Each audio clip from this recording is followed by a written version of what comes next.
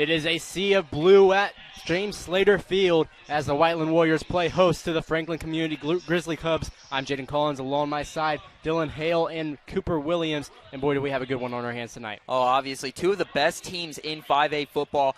And, coming into tonight, the Warriors have really kind of shown out big games so far this year. Highlight Lawrence North, 6A, they not only beat them, they just pure dominated them, between the turnovers in that game and then the rushing and I wouldn't say emergence because he emerged last year, but the pure domination from Peyton Emberton to start this year out, already over 400 yards through the first 3 games. That's an insane amount, and it's going to be an exciting game tonight.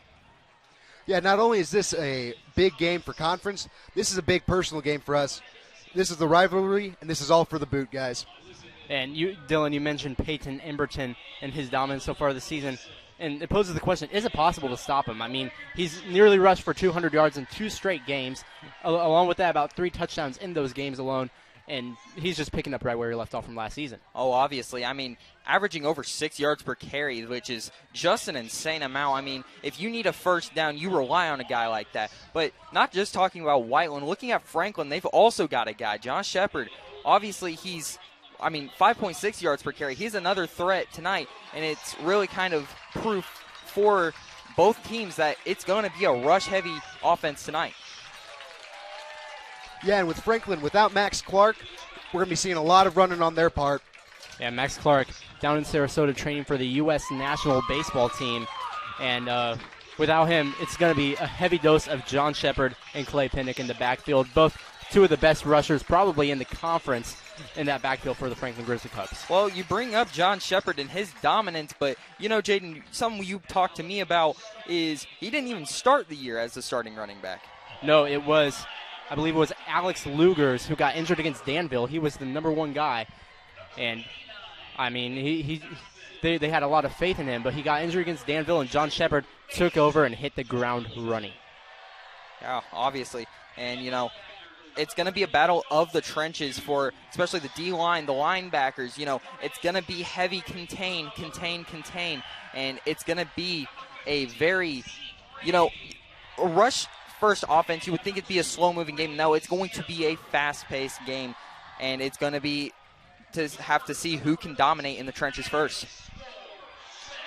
It's a good time to remind you that this broadcast of Whiteland football is brought to you by Johnson County Axe Throwing, located at 6001 North, US 31 in Whiteland. Johnson County Axe Throwing is safe and fun for the whole family. With seasonal leagues, corporate events, and 50% off for military and their families, there's always something to love at Johnson County Axe Throwing. Proud sponsor of the Whiteland B Sports Network. WBSN would also like to thank Bailey & Wood Mortgage Lender for being a title supporter of Whiteland Athletics. Family-owned and committed to the community, Bailey & Wood Mortgage Lender. And, of course, you were talking about Whiteland's rushing attack on offense, but it's really been slow starts of late. Oh, yeah. First quarters have been rough for the Warriors thus far. I believe 0 in the first 3 games in any first quarter for the Warriors. So, and especially in a game of this caliber where both teams are going to be rushing attack, draining the clock all night long, it's really going to be a matter of who can start strong first. Yeah, this is really going to be a war of attrition out here. Now, me personally, I have worked alongside many of these guys in wrestling, and I feel like, how iron sharpens iron, these guys are ready to be diamonds tonight facing the Grizzly Cubs. Yeah, and Whiteland, they're going to want to run the ball. They're not going to want to pass, especially with Bo Baker in the secondary. He is a dangerous threat for any quarterback. Well, Bo Baker, obviously, he's been really good for the Grizzly Cubs now here for the past couple years. And, for the Warriors, a team that loves to run the sweep, they love to run on the outside and on those critical third down areas, Bo Baker is going to be a threat to watch. And we'll see if the Warriors can contain him from making that much of an impact. Well, when we come back, we're going to have Whiteland Warriors out here taking on the Franklin Grizzly Cubs, a top 5 matchup in Class 5A, and the crowd can't even be more excited for this one. Standing room only tonight at James Slater Field, probably for the first time in history, I would guess. We're going to take a break. Football when we come back on the Whiteland B Sports Network. Water, you're going to want to look for weeds, sunken structures, down trees, stuff like that. And let that breeze tell you where you want to go. Windy days like this, Those bait fish will come swimming closer to shore. They'll bring the big boys with them, those bass and those pike. Now, they like cooler temperatures, so you ain't likely to have much luck. You're good at giving fishing advice. We're good at your insurance. Start with Indiana Farm Bureau Insurance and stop knocking on wood. They've always been with live bait. Hi, I'm Matt Wolford, president of the IHSAA Foundation, and we need your help. We need your help so the youth of our community can develop advanced leadership skills. We need your help giving high school administrators and coaches the instruction and insight they need to be better role models and teachers. To learn more or to make a tax-deductible contribution, go to IHSAAfoundation.org. You'll not only be contributing to the foundation of the IHSAA, you'll be contributing to the foundation of our community. Becoming a licensed sports official is a great way to make a positive difference in the community and support the over 160,000 Indiana student athletes that participate across 22 IHSAA sports. Sports officiating allows you to stay connected to the game, become a role model for our young student athletes, earn extra money, and support the patrons and communities of our IHSAA member schools. To learn more about becoming a licensed IHSAA official, log on to ihsaa.org/officials today. 13,000 feet has a way of testing a man's soul. After all, we were never meant to take on such an endeavor. That long drop is what separates human from superhuman. And here we are, right here, right now. You're good at motivation, we're good at your insurance. Start with Indiana Farm Bureau Insurance and stop knocking on wood. Welcome back to James Slater Field, and you can just sense the duality of the crowd. We're right behind Franklin Faithful on the opposing side, and did it get loud when Franklin came out of the tunnel? Oh, yeah, during the break, they came out, and, you know, in a rivalry game as big as the Warriors versus Franklin, you would almost expect to hear the Whiteland boos, but it was all cheers from where we're sitting. And the Warriors now going under the inflatable helmet, about to come out. Number 1 team in Class 5A. First time they've earned that distinction as a program. And you can just feel chills on this 79-degree night in Whiteland, Indiana. It's a beautiful night now as we get prepared. Yeah, we've coined this matchup the battle for the boot. That's what it's all about at the end of the day, is who gets to take home that boot. And here comes Whiteland. Led by a class of 30 seniors, the 3-0 Warriors look to extend their win streak tonight. Yeah, both teams 3-0 entering the night, and you know, we've already talked so much how heavily this game is going to be on both sides of the ball. It's going to be important defensively to stop the run for both teams, but a huge game. See if what Whiteland is really made about, and to see how taking over as the number 1 team in 5A football here in Indiana, see what they're really about. And we mentioned they are number 1. They do take on number 5 tonight. Once again, top 5 matchup. Major conference implications, major state implications going into this one tonight. We will take a break. Football when we return on the Whiteland B Sports Network.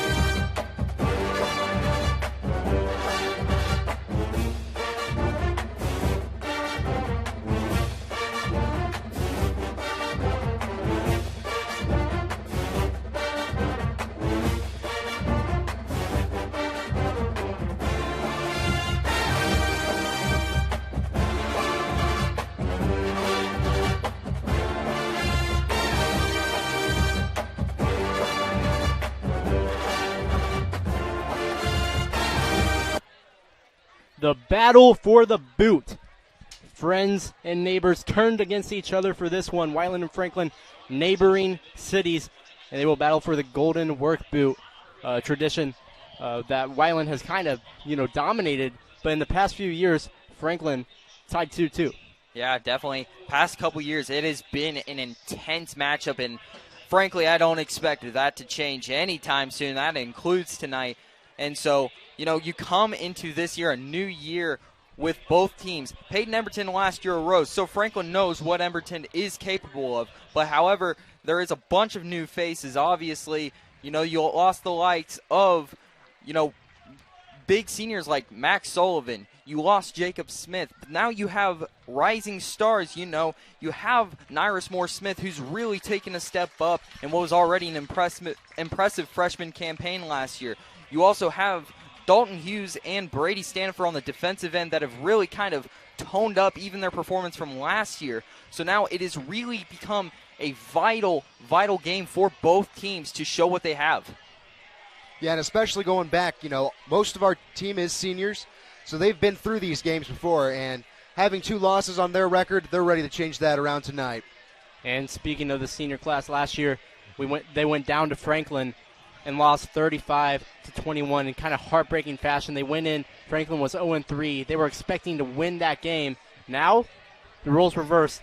Franklin 3-0. Whiteland also 3-0. Number 1 in the Class 5A. And boy, is the anticipation just throbbing in this building. Well, you mentioned the game from last year, and it's one of what we've been talking about all night long. How big was Franklin's rushing attack last year? It was huge in their performance in that win.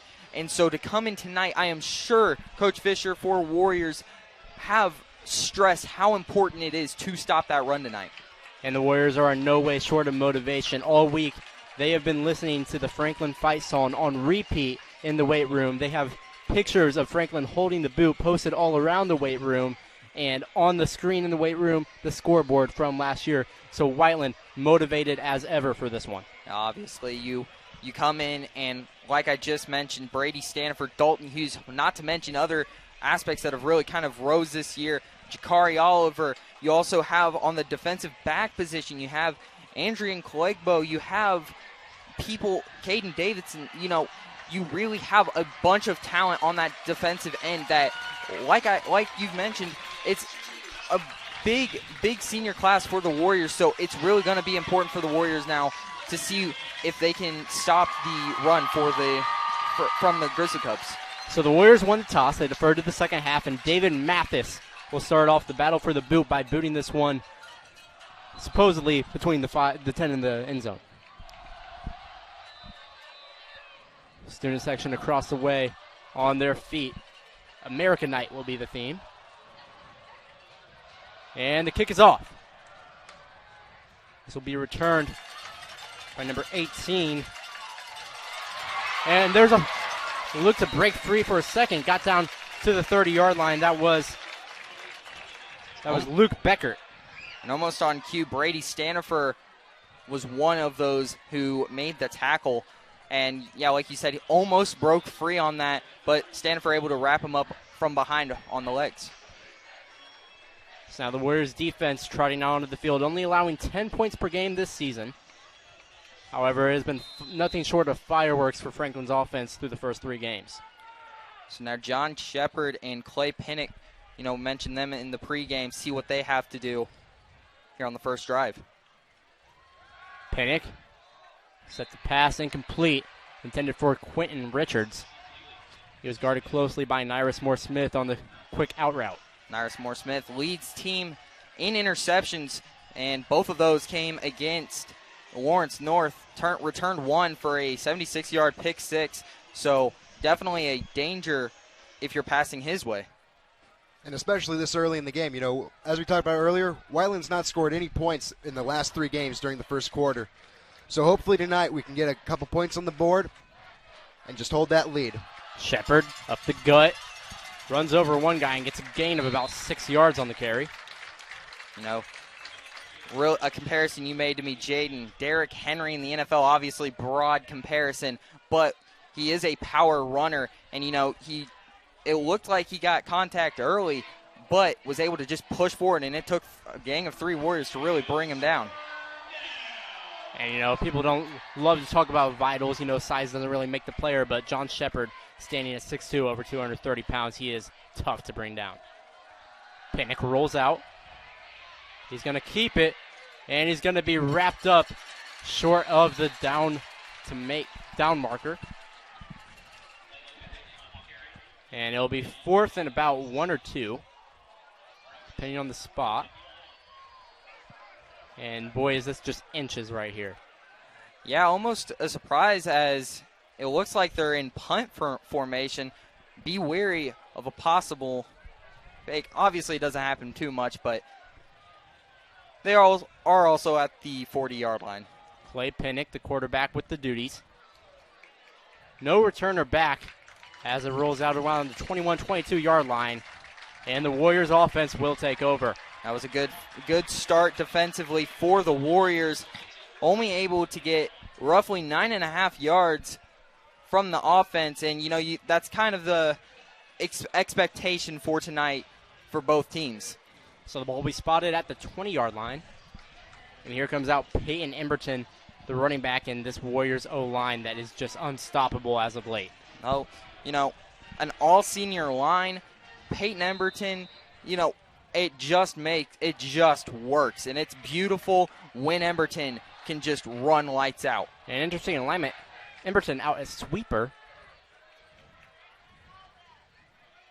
They'll shift into a spread formation.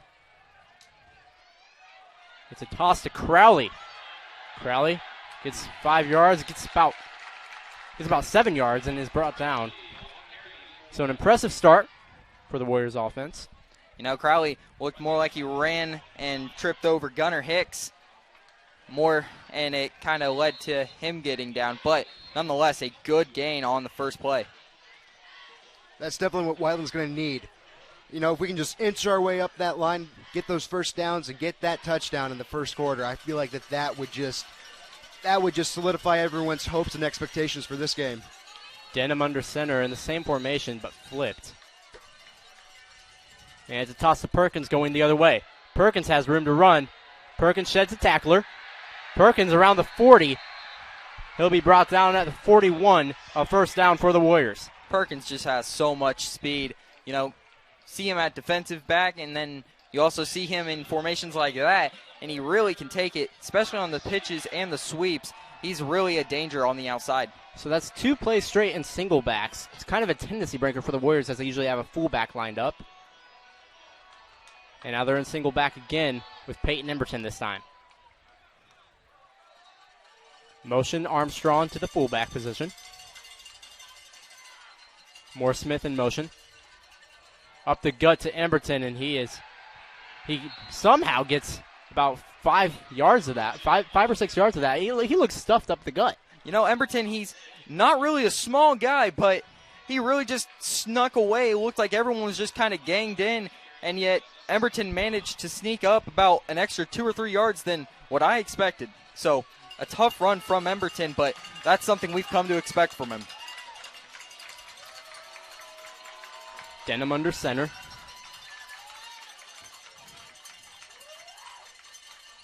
Toss to Emberton. And he is tripped up for no gain. He'll bring up 3rd and about 4 for the Warriors. Almost looked like the turf monster got him, but nonetheless, at least able to get back to the line of scrimmage.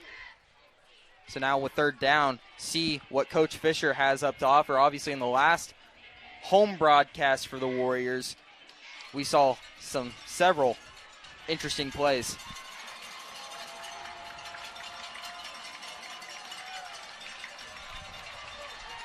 Two receivers to the bottom of the screen for Denham. They shift into the spread. Toss to Perkins. And Perkins is going nowhere as the Franklin crowd in front of us erupts. However, there is a flag on the play late. Yeah, it looked like for the Grizzly Cubs, Blake Smith looked like he was the first to get there. Yeah, that's 2 plays there where we've seen the Franklin Grizzly Cubs get back behind the play of scrimmage.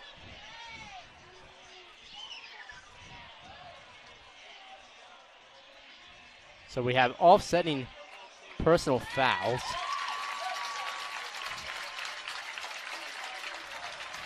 So that'll bring up 4th and medium for the Warriors. Dalton Hughes will come with the punt. Yeah, it looked like a hold on the Warriors, but an unsportsmanlike penalty on the Grizzly Cubs. Nonetheless, actually manages to keep the Warriors up. So now Hughes with the punt. Becker and Baker deep to return. And this one goes far and out of bounds, depending on the spot. And it's going to be at the 20-yard line. Yeah, it looked about a 35, 40-yard punt for Hughes to put the Grizzly Cubs back. So now both teams basically only a few plays, and defense really showing up for both teams thus far. Yeah, so now, go ahead. Yeah, and that's basically what we were expecting and talking about, is that this is going to be a game of defense, a war of attrition. Who can get further down the line the fastest? Still early in this first quarter. Pinnock in the gun. Hand off to Shepard, and he is stuffed behind the line. Mason Darlington, the first to make the play. Yeah, he got to him behind the line, but Shepard just kept moving, and I believe was able to manage to get back to the line of scrimmage for a no-yard gain rather than a loss. So tough running from Shepard to prevent any loss of yards. And once again, Shepard tough to bring down. You saw Mason Darlington, probably the biggest player on that Whiteland defense, struggle. Yeah, not only that, he's also got an injury to his right arm right now, so that could have had something to do with it as well. Pinnock flushed out the pocket, forced to throw it away.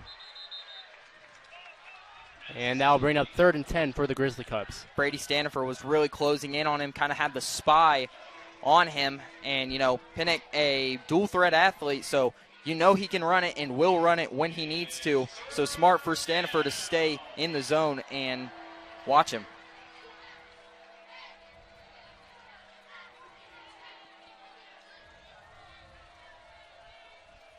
Franklin's still in the huddle.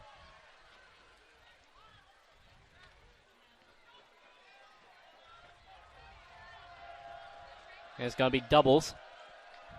2 receivers to the top and bottom of the screen. Pinnock, 3-step drop back, flushed out the pocket, still looking to throw. Dumps it off to Shepard, and Shepard will pick up the first down and a little extra. And it looks like the Warrior shaken up as Shepard just put a body on him. Yeah, that looks to be Zeke Ramey. It's one of those where, I think he just got the wind knocked out of him, but Shepard showing just how powerful he is with the ball. This is a great time to remind you this broadcast of Whiteland football is brought to you by Johnson County Axe Throwing, located at 6001 North US 31 in Whiteland. Johnson County Axe Throwing is safe and fun for the whole family. With seasonal leagues, corporate events, and 50% off for military and their families, there is always something to love at Johnson County Axe Throwing, proud sponsor of the Whiteland Beat Sports Network. WBSN would also like to thank Bailey & Wood Mortgage Lender for being the title supporter of Whiteland Athletics. Family owned and committed to the community, Bailey & Wood Mortgage Lender. So Ramey walked off under his own power. Good thing to see for the Warriors. However, it is 1st and 10 for the Grizzly Cubs after that Shepard catch. And that's going to be tough for the Warriors all night. You saw Stanifer do a really good job on that 2nd down play to maintain Pinnock, but on that 3rd one, they got behind him, and Pinnock was able to dump it off to Shepard. Pinnock in the gun. Hand off to Shepard, and he's stuffed. Once again, Mason Darlington making the play behind the line of scrimmage. Shepard just showing how hard he is to bring down, but like you mentioned, Darlington, he's really pushing his way through the line to wrap him up early, and it's going to be a gang tackle sort of night for the Warriors. And Darlington, 3 tackles for loss on the season, now already 2 in this ball game.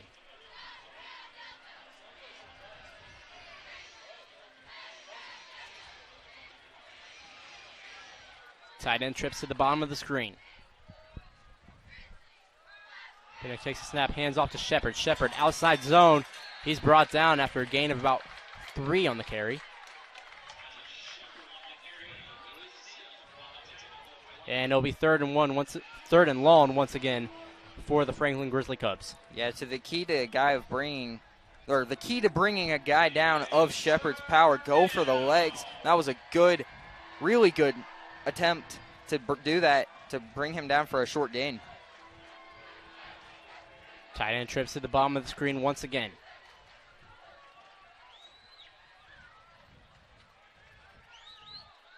Pinnock drops back. Flushed out of the pocket. And he's going to run for it. He's going to get the first down and about 5 more. Brought down by Peyton Dotson on the play. Yeah, it just shows his speed on the outside. Man, able to move the chains.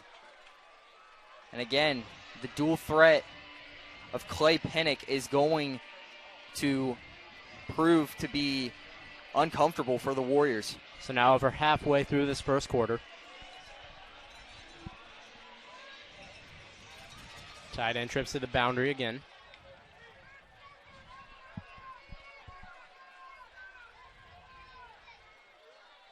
Pinnock takes a snap.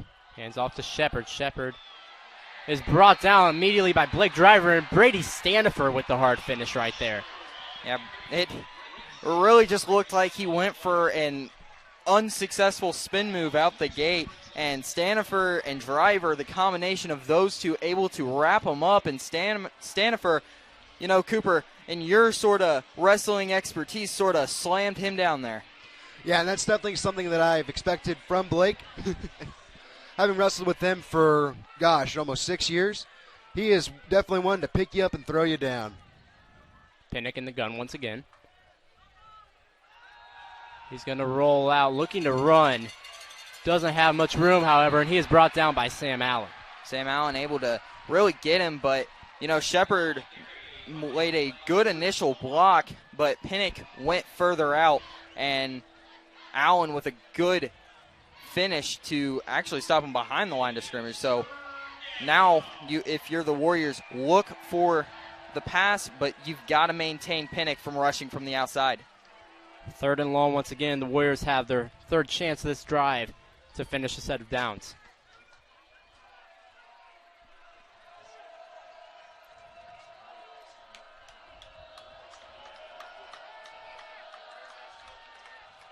Pinnock with 2 backs in the backfield. Dumps it off to Becker, and he is brought down, and the Warriors finally make a third down stop. Malik Perkins, you know, arguably the smallest guy out on the field right now, and he's able to make a solo tackle, and really good from Perkins. Perkins has really impressed me thus far in the year to now lead to another Grizzly Cub punt. So it'll be Pinnock to punt once again. Crowley deep to return this time. And the Warriors look like they're sending almost everyone at this ball. Sam Allen lays out for it. Crowley gets a clean return. Nope. Fair catches it. And the Warriors will start their possession inside the 10. Crowley a deep threat, or a threat on the punt return, but manages to elect to go for a fair catch on that one. So now the Warriors starting from inside their own 20 and see if they can get something to move. And I correct that, inside their own 10. And Clay Pinnock this year, he had two punts inside the 20, and that is his third on the season. Warriors in split backs for the first time tonight. They motion Crowley. And they hand off to Emberton. Manages to get a gain of 2 or 3 on the carry. Yeah, down on that deep into your own territory, you almost always see the dives or the split-off tackles, those sort of run plays. And Emberton just so good at that and able to get a couple yards off of a crowd of Grizzly Cubs. So now the Warriors with a little breathing room back in the single back. Denham drops back to pass, a hitch to Gunnar Hicks.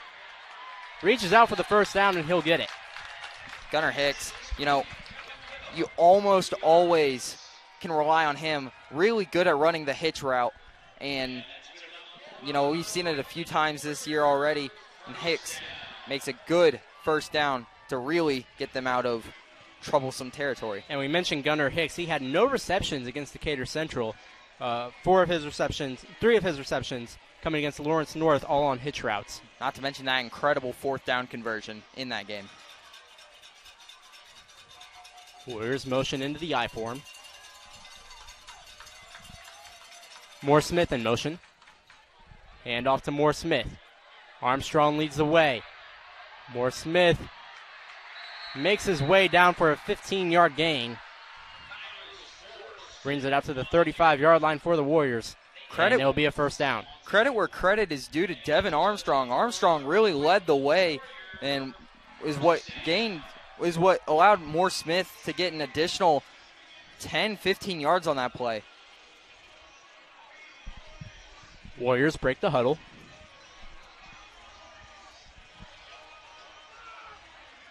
Crowley in at sweeper. Denham under center once again.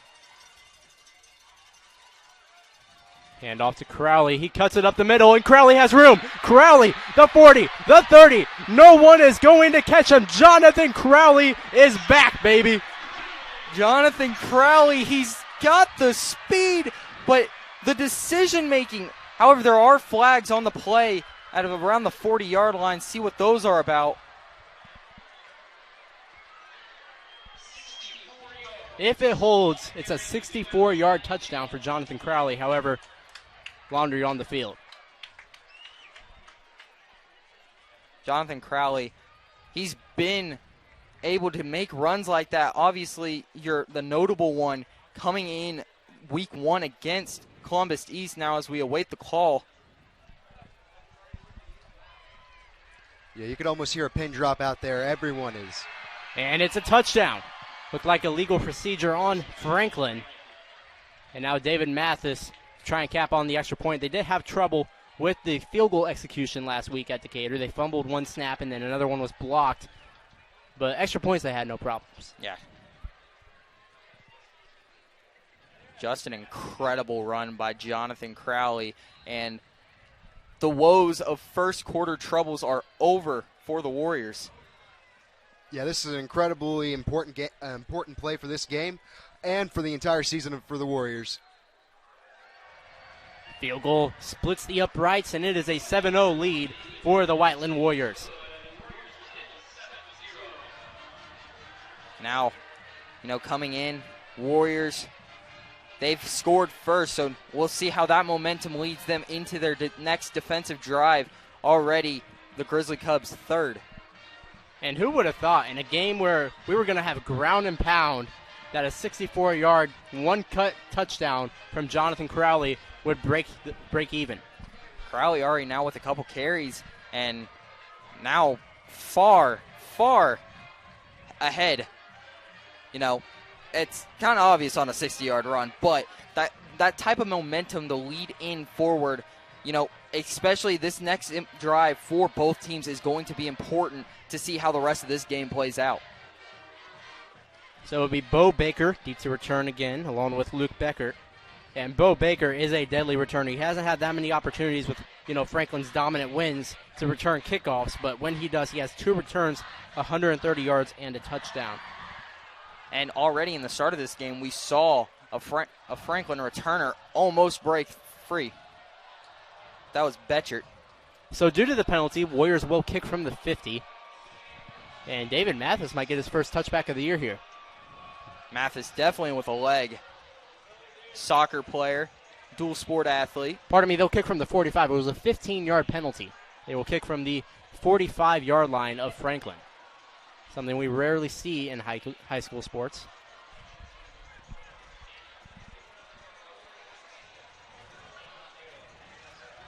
So David Mathis preparing for his kick. Let's see if he splits the uprights again.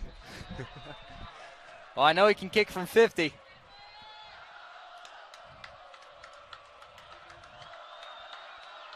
And They onside it, and David Mathis recovers. However, there is a flag, and it looks like this one will come back due to a penalty.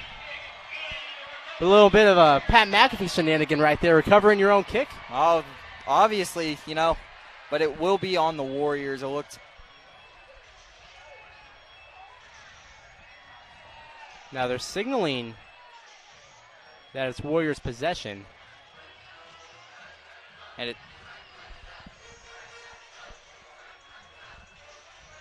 refs are sorting this out. And it is a false start on the Warriors like we presumed.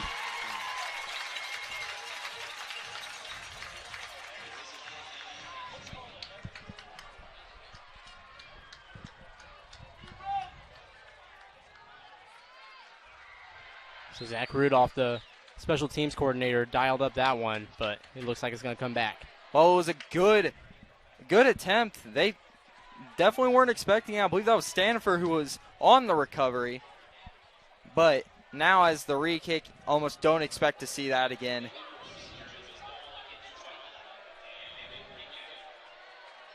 Yeah, student section is not liking that call. So now instead of kicking from the 45, they'll kick from the 50.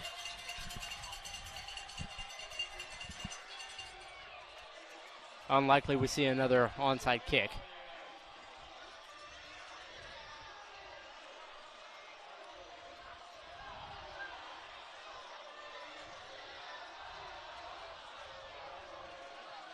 Student section still on their feet for the Warriors.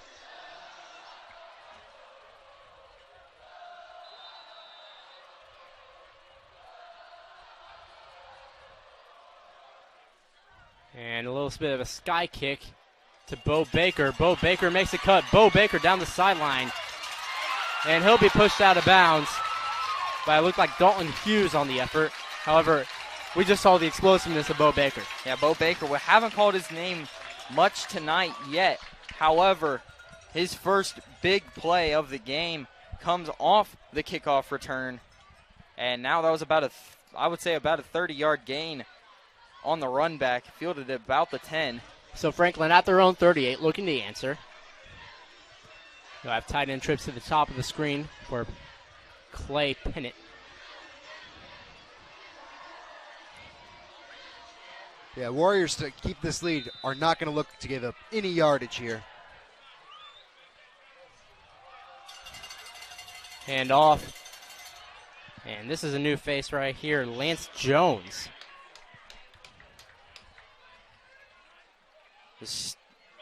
No, I believe that was still John Shepard. Pardon me. Yeah, he was brought down by a gang tackle of Darlington and Stanifer. So Darlington continuing to make his presence known despite the difficulty with the hand. Yeah, in all honesty, he's the only one that's that size that can really stand up to Shepard like that. Pinnock takes the snap. A long play action, and Pinnock's going to scramble. Gets the first down, and he's forced out of bounds by Jordan Palmer, the freshman inside linebacker. Yeah, definitely Palmer able to realize, unfortunately, a little too late. And Pinnock now already with a couple escapes to force a few first downs. Yeah, the Warriors are definitely going to have to keep an eye out for Pinnock. Tight end trips to the top of the screen once more. Hand off to Shepard, outside zone. And he is brought down by Jordan Palmer once again making a play. Yeah, Palmer was able to really wrap him up and bring him down. You know, it's almost, with a guy like Shepard, it's almost like taking a bull by the horns and you're just going to have to force your way down. And Palmer almost exactly replicating that as he forced Shepard down out of bounds. Yeah, I'm going to have to talk to Palmer about joining the wrestling team. Palmer, only a freshman, and this coaching staff is very excited about his talent. And it looks like they're in the Wildcat with Bo Baker. Baker runs a power. Gets a few yards. Maybe the first down. It's going to depend on the spot. Like he was forced out by a gang of Warriors. I think first one to him was Caden Milligan. So it's going to be 3rd and inches. Wouldn't be surprised if they just QB sneak it right here. QB sneak or just a dive up the middle for Shepard. I mean, those are the only two people we've really seen run the ball tonight, so I think our odds are pretty good. Well, it's Baker in the Wildcat again. Watch the reverse. And he dives it right up the middle. First down for the Grizzly Cubs. Wildcat offense isn't something you see a whole lot of, but when it works, and Bo Baker now 2 straight plays able to cruise his way to first downs. But it does look like Pinnock is back in.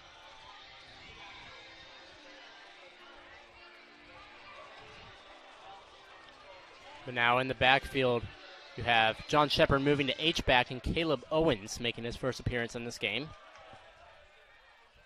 Owens up the gut. Slips the tackler before being brought down after a 4-yard gain. It looked like Palmer got to him early once again. Then a collection of Stanifer also as the first quarter comes to a close. So that will bring up the end of the first quarter. Warriors lead 7-0, and what are some takeaways from this first quarter? Obviously, you look at the highlight. Jonathan Crowley, I like how the defense has been progressing. And, it's going to maintain that way for the rest of this game. It's just going to be a tough tooth and nail fight. And the only difference being a breakaway from Crowley, it's going to be exciting. Well, we're going to take a break. Football when you return on the Whiteland Bee Sports Network. The Cooking with OJ. I'm your host, OJ, and we're making, you guessed it, OJ. First step, kiss it. Second step, cut it. Third step, squeeze it. Fourth step, sugar. Fifth step, stir it. Now, enjoy. Good. Welcome back to Whiteland Community High School as the Grizzly Cubs will continue their drive. And boy, has it been a good drive to watch. Just a battle in the trenches for the Grizzly Cubs and the Warriors. Well, the difference being on this drive for the Grizzly Cubs to get their real first movement of the ball tonight, it's been Bo Baker in the Wildcat formation. So not a typical offensive formation, but it's really been the driving factor as he's gotten a couple first downs. So Pinnock in the shotgun.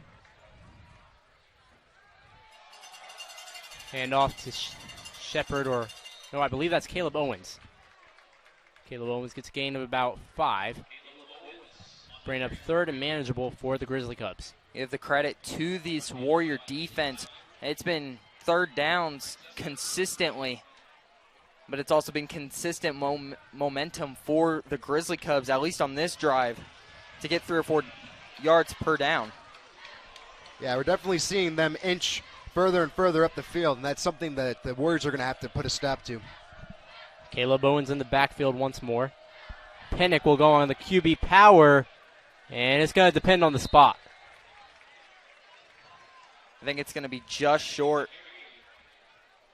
Great force by the Warriors defensive line right there as we have 4th and 1.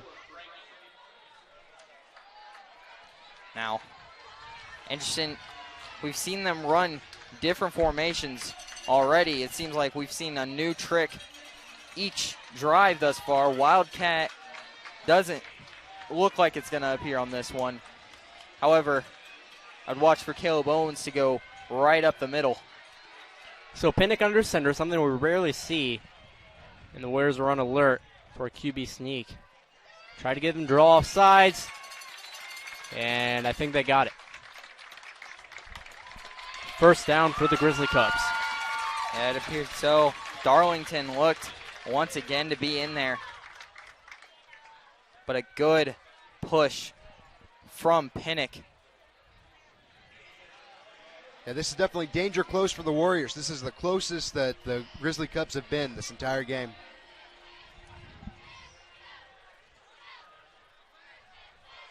Caleb Owens still at running back. Dive to Owens. And he's brought down by an effort from Palmer and Stanifer once more. Yeah, Palmer, the first one to make contact, but Stanifer the one to really kind of blast his way in to finish the tackle.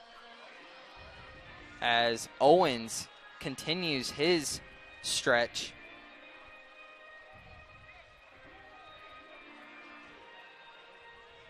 Second and 8.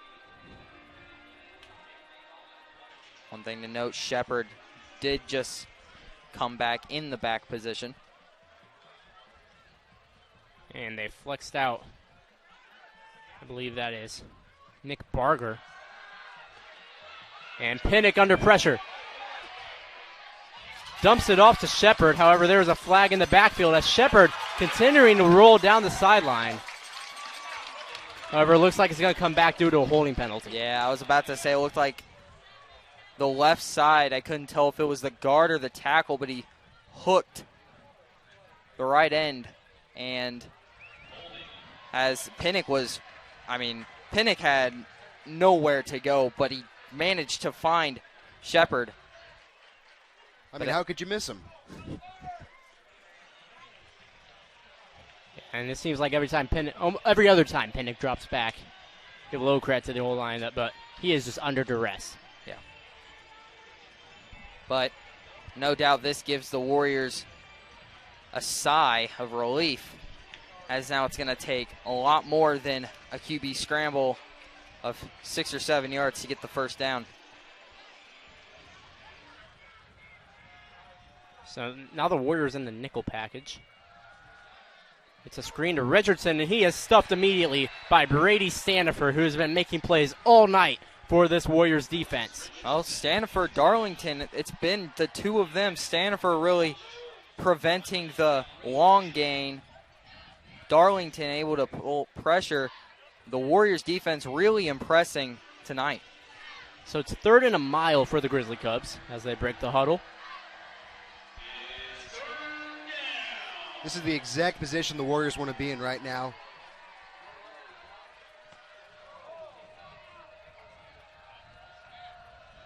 Pinnock in the shotgun. 3-step drop.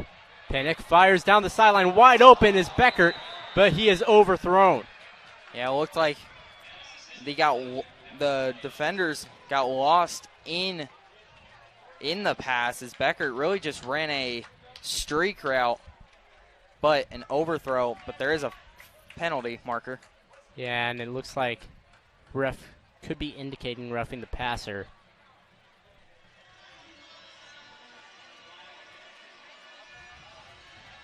Yeah, and they're going to move it in Franklin's favor.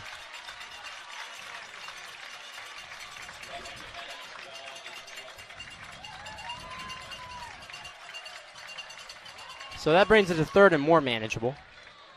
It's an automatic first down. Oh, yeah, automatic first down. What am I thinking? Back to danger close for the Warriors. So Franklin catches a huge break after that overthrow. And now they have reached the red zone. Well, you talk about break. I think for the Warriors, the only thing broken was their hearts. Managing a really long 3rd down, looking to stop them. A penalty. Yes. Pinnock looking to run toward the boundary side of the field, and he is stopped immediately, and he took a tumble. Pinnock down. Pops back up quickly. But he was sent all the way to the track. Yeah, Pinnock really kind of looked like he kind of got a death roll, like the classic Gators. But, Cooper, I believe that's another wrestling sort of maneuver to roll your opponents. Yep. Yeah, I think wrestling will help football players in every single way. That was Sam Allen, who I saw.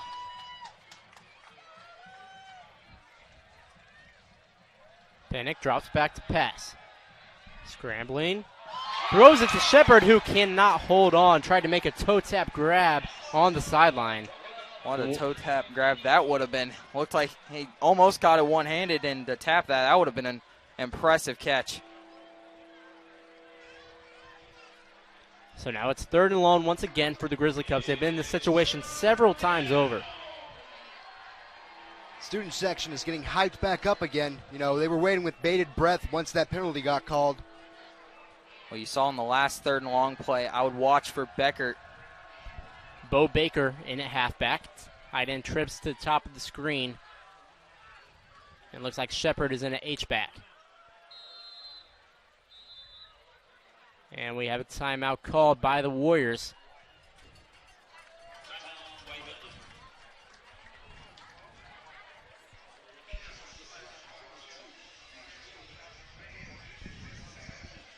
So the Warriors definitely with their backs against the wall right here, but we've seen that a few times this season, and they have pulled through several times, especially we think back to that Lawrence North game, and they were dominant in the red zone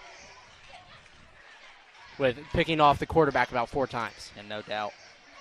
Great time to remind you this broadcast of Whiteland Football is brought to you by Johnson County Axe Throwing, located at 6001 North, US 31 in Whiteland. Johnson County Axe Throwing is safe and fun for the whole family. With seasonal leagues, corporate events, and 50% off for military and their families, there's always something to love at Johnson County Axe Throwing, proud sponsor of the Whiteland Beat Sports Network.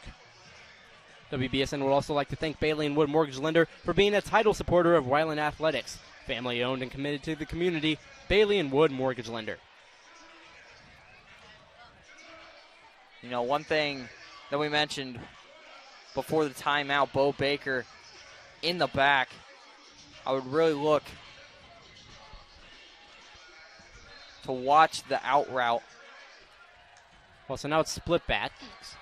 Burkhart and Baker.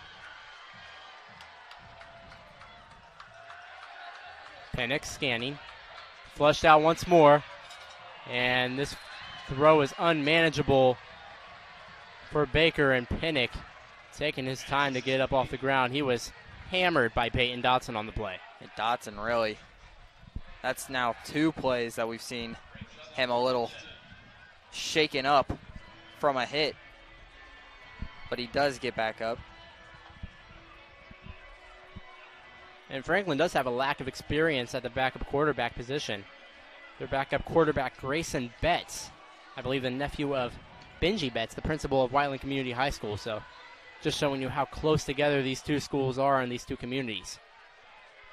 And, you know, if that secret got let out, he would be labeled as a traitor.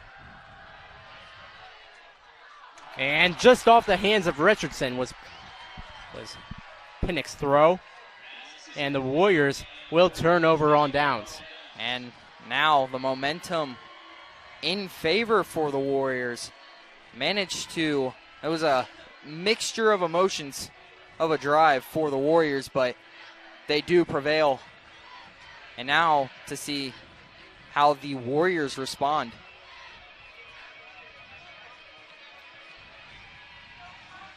So the Warriors offense trots out on the field. Last time they were on the field, Jonathan Crowley ran for a 64-yard score.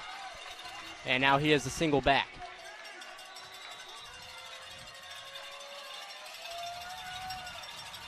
And it's a reverse to Moore Smith. Moore Smith, room to run. Pancake block from Stanifer, and Moore Smith is taken down after a gain of 15. Moore Smith, we see him time and time again. We saw it last week with a 54 or 56? It was 56 yards. 56-yard touchdown from Moore Smith. Now Moore Smith able to get about, I'd say, 20 on that one. So now Moore Smith getting involved in the running game. Emberton back in the game for the Warriors. 1st and 10.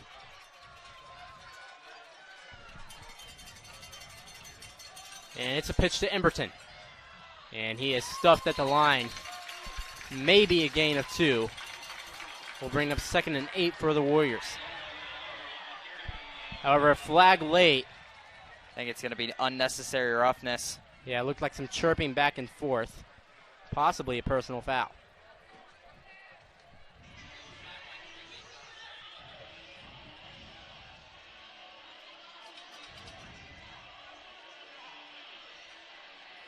Yeah, it looked like unsportsmanlike conduct on Franklin.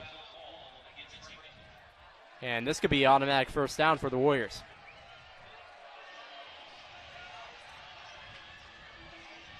Yeah, So that only helps as the Grizzly Cubs now, maybe with some frustration. We knew this game was likely to be chippy just because of how big rivals the two schools are.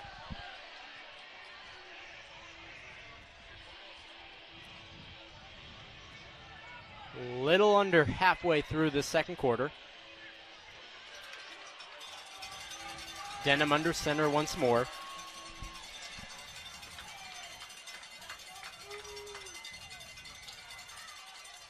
Crowley in motion. Dive play from Emberton. Runs into his own blocker, and Emberton is off to the races. Emberton, stiff arm, down to the 15-yard line. Peyton, Emberton. Peyton Emberton saw Crowley's run and said, hey, let me get into the mix. And now Emberton, another big play for Emberton this year. And now the Warriors in red zone territory. The momentum all in the Warriors' favor. Warriors break the huddle.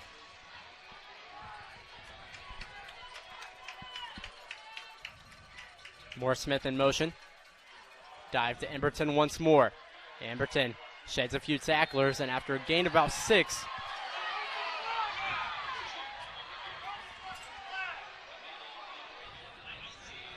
it'll be 2nd and 4 for the Warriors. Now, the Warriors, pounding it in. Emberton able to take it about 7 yards. And now see what Fisher has to offer.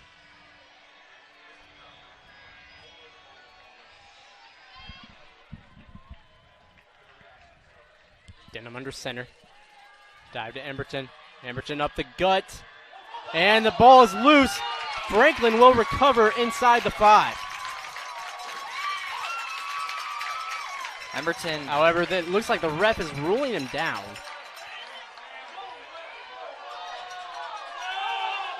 And this is interesting here.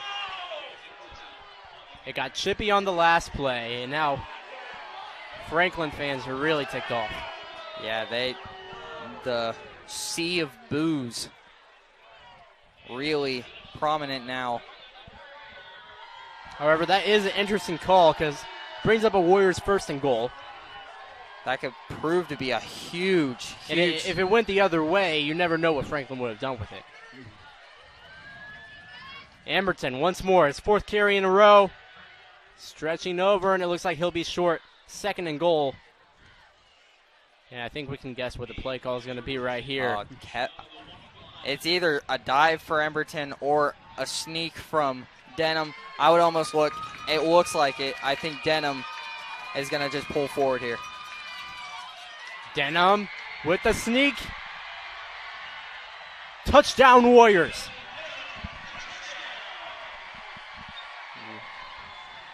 The crowd on the far side insane right now as the Warriors extend their lead to 13. Mathis on to attempt the extra point. The crowd for the Warriors just cheering loudly, whereas the Grizzly Cubs side dead silent after what they thought was a turnover on their part turns into a touchdown from Denham. And Denham now with his 3rd rushing touchdown on the year.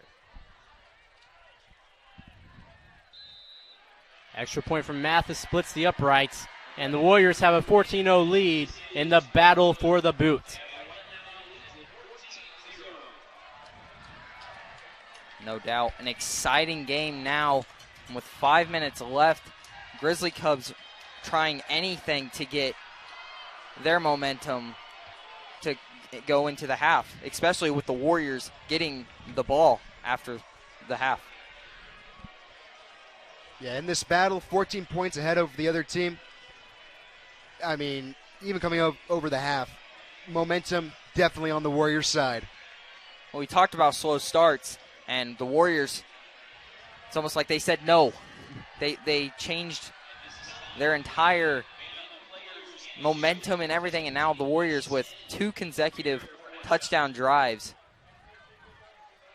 Yeah, no doubt about that. They're bringing their A game today. So David Mathis to kick off once more. Now remember, last time we saw them kick off, they kicked off from the Franklin 45 initially.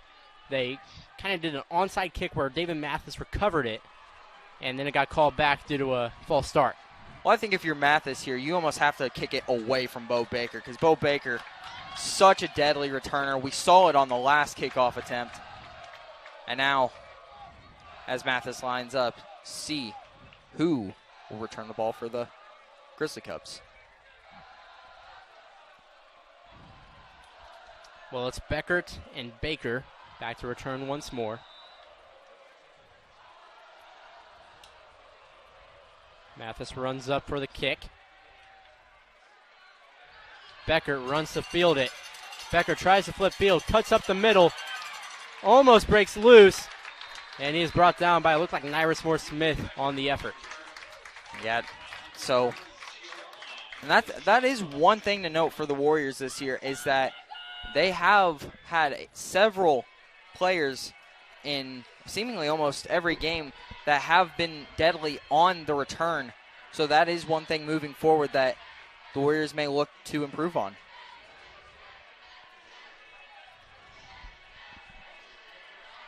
So the Franklin offense will trot out once more. Now remember last time we saw Pinnock, he was on the ground after a Peyton Dotson hit and slow to get up. Let's see how he bounces back on this drive. Shepard back at the running back position.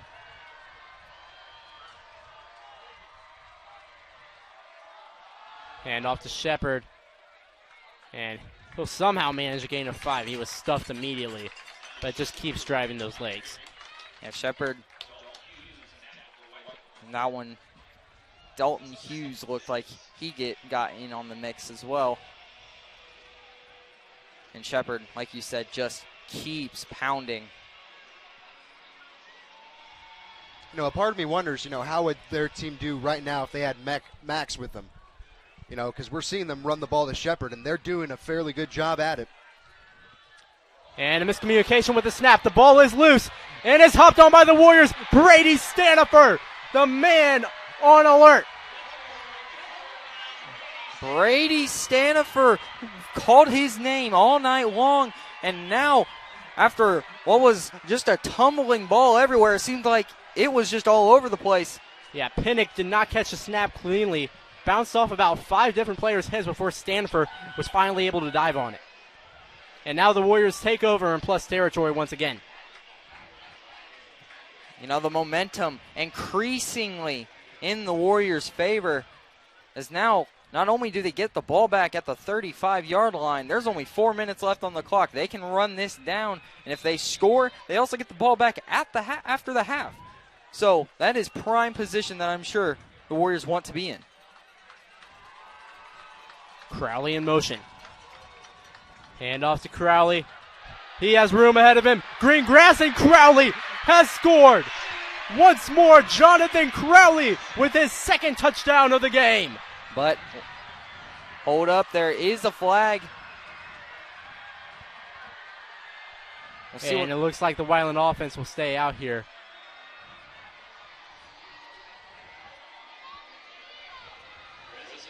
And Fisher furious with the ref right now. I believe it's probably going to go on Devin Armstrong, who was the lead blocker out there. But, after all those flags that went in our favor, ref can't just play for one side. Well, no doubt it was an explosive play from Jonathan Crowley already. That was his second big run of the night. Unfortunately for the Warriors, this one getting called back. It appears, anyways. Yeah, it looks like Armstrong doesn't even know what he did wrong. So the refs are continuing to sort it out. But once again, you've had games where Crowley popped off against Columbus East, right? And then Peyton Emberton just took over for the past 2 games.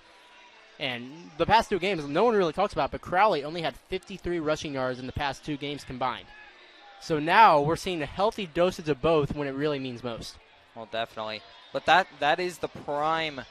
One thing Fisher is proud of is just how many of his players can rush for heavy loads, and it's really anyone's ball on any prime night. So they called a personal foul, legal block in the back on Devin Armstrong. And the Whiteland crowd is not happy with that one. Backs the Warriors up. It'll be 1st and 15. Penalty from the spot of the foul.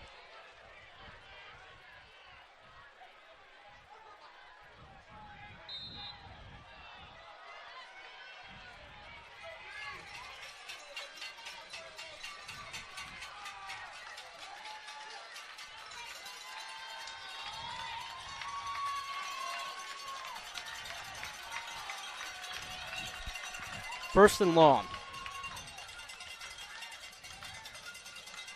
Hand off to Crowley once again.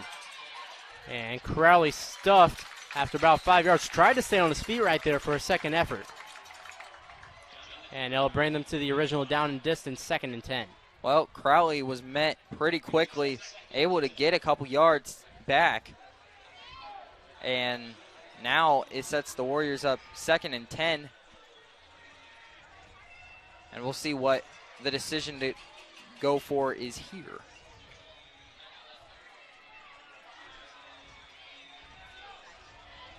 Perkins in a sweeper.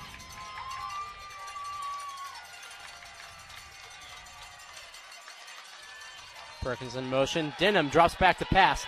Denham under pressure. Still looking to throw. Denham still escaping. However, he's going to be brought down for a loss of 4 on the sack. Yeah, that looked to be Jake Houston. His only guy that he had could possibly throw to, was Gunnar Hicks. He was running a deep post, but even then he was being covered well, even if Denham had time to throw. Still, I think that's one of the first times we've seen that kind of mobility in the pocket from Kevin Denham. Something that's sort of a rarity from a Whiteland quarterback. No doubt.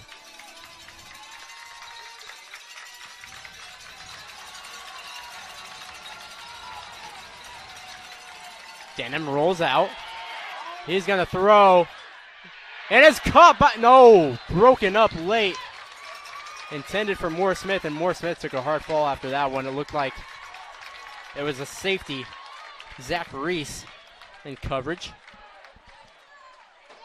Credit to the Grizzly Cub defense after what was almost a second touchdown for Crowley, 3rd here in the first half. They were able to, with the help of a penalty, shut down the Whiteland offense. And now Dalton Hughes looking to pin them deep. Now Dalton Hughes hasn't had that many highlight reel punches so far this season, but he is known to pin people deep, especially on this side of the field.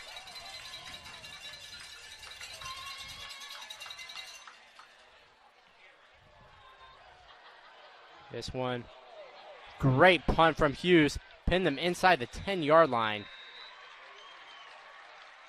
That took an incredible Grizzly Cub bounce, as it looked like it could have been within the 5, but it changed course once it hit the dirt, or turf rather. So that is Dalton Hughes' second punt of the year inside the 20-yard line.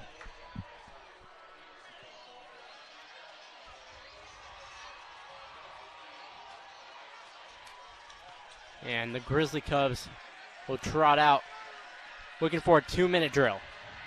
Yeah, look to see how much their momentum here increases and how aggressive they'll be to end the half. I'd look for Beckert. Pinnick in the shotgun formation once again. Hand off to Shepard, and he is still on his feet. However, it looks like the second effort was in the Warriors' favor, and he'll be brought down behind the line. Loss of 4 for the Grizzly Cubs. That's got to be so frustrating for a running back when, you shove off a defender after it looks like you're going to be taken down at the line of scrimmage, so you bounce out, but then little do you know there is a gang of other tacklers waiting, and then you end up losing yards on that. And one thing John Preston loves about his defense coordinator for Whiteland loves about his defense, is that they hustle to the football every play. Yeah, going off of what you said, Dylan, it's like jumping into traffic. Well, speaking of jumping, the whole Whiteland defense looked like they encroached, and it will be a 5-yard penalty.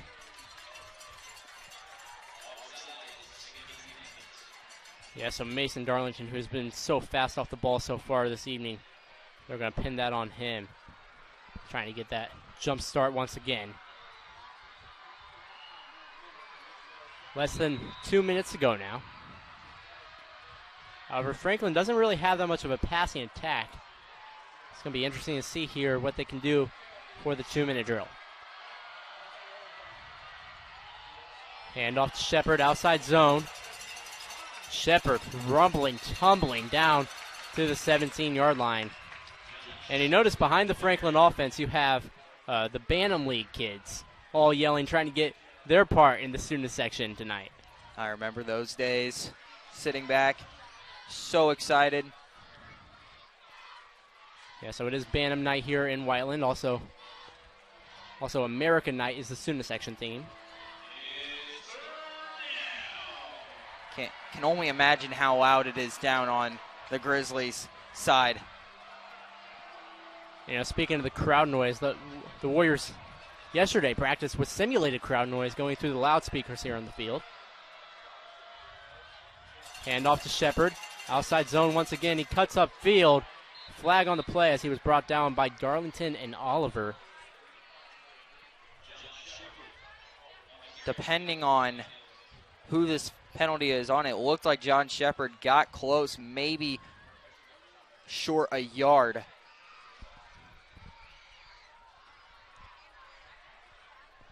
It's going to depend on the call, as the refs are still talking it over.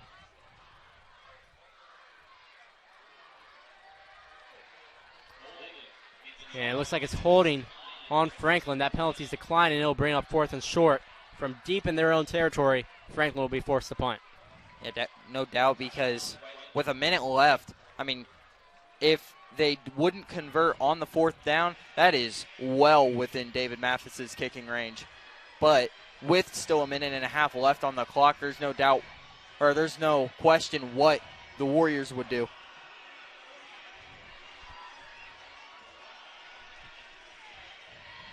And the Warriors, you saw they almost blocked one earlier in the game. Sam Allen kind of laid out for it, ran into Pinnock late. Probably another no call that went in the Warriors' favor. But imagine if they could get blocked right here, what that could mean for, you know, the rest of this game.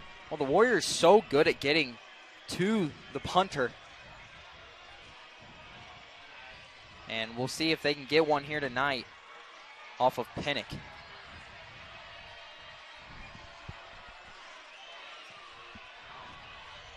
But I think with how the game's gone tonight, there's not a guy you'd want better deep than Jonathan Crowley. Yeah, Crowley back to return on the Warrior head. A low snap. Pinnock somehow gets it off. Take a favorable Franklin bounce. And the Warriors will start the drive at the 29-yard line. Oh, you say favorable. As the Warriors offense trots out. Great time to remind you that this broadcast of Whiteland football is brought to you by Johnson County Axe Throwing, located at 6001 North US 31 in Whiteland. Johnson County Axe Throwing is safe and fun for the whole family. With seasonal leagues, corporate events, and 50% off for military and their families, there's always something to love at Johnson County Axe Throwing, proud sponsor of the Whiteland Bee Sports Network. The BBSN would also like to thank Bailey & Wood Mortgage Lender for being a title supporter of Whiteland Athletics. Family owned and committed to the community, Bailey & Wood Mortgage Lender. Dylan, you were saying? Yeah, it really took a favorable bounce for the Grizzly Cubs, about 15 yards favorable. And now that kind of changes how aggressive the Warriors go. Up 14 with only a minute left, and they receive the ball. Warriors shift into split backs. To be like a formation miscommunication. Crowley in motion. Dive to Emberton, and he is stuffed. Gain of tacklers. Led in the effort. By, looked like Winnie Jean Francois, making a push there on the D-line. Dedham taking his time to get to the huddle, so you can almost assume it's not going to be an aggressive attempt.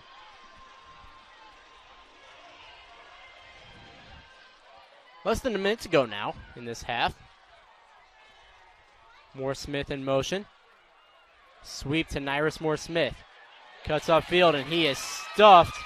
Tries to reverse his field and he is slammed down by Smith. And Blake Smith continuing to be a presence, the freshman linebacker for the Grizzly Cubs. Yeah, it looks like that's going to be the last play. And they're going to call a flag. This one's late. And sportsmanlike conduct on the Warriors. And this will be backed up even more.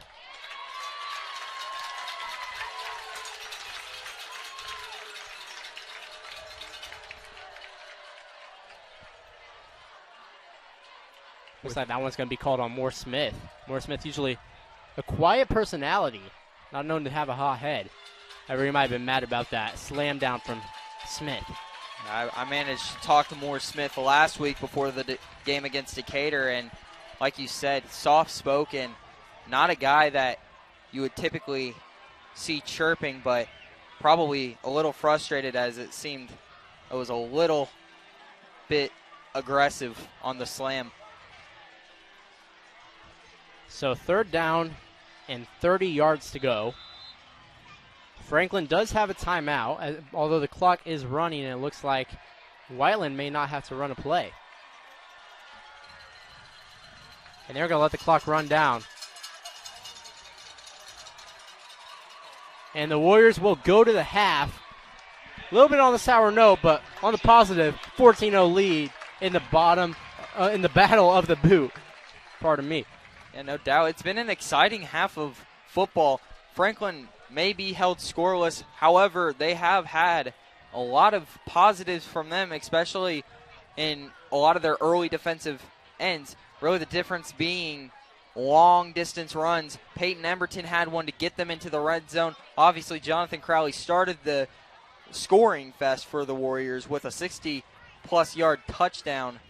And that's really been the difference in this ball game. Yeah, we've not seen any really bad plays from either team here. You know, it's just that difference. And I feel like that not having Max here for Franklin is really hurting them on that long yardage. No doubt. Well, we're going to take a break. We'll have a halftime report when you return on the Whiteland B Sports Network.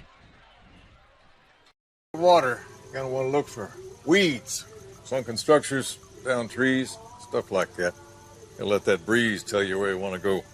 Windy days like this, those bait fish will come swimming closer to shore. They'll bring the big boys with them, those bass and those pike. Now, they like cooler temperatures, so you ain't likely to have much luck. You're good at giving fishing advice. We're good at your insurance. Start with Indiana Farm Bureau Insurance and stop knocking on wood. Hi, I'm Matt Wolford, president of the IHSAA Foundation, and we need your help. We need your help so the youth of our community can develop advanced leadership skills. We need your help giving high school administrators and coaches the instruction and insight they need to be better role models and teachers. To learn more or to make a tax-deductible contribution, go to IHSAAfoundation.org. You'll not only be contributing to the foundation of the IHSAA, you'll be contributing to the foundation of our community.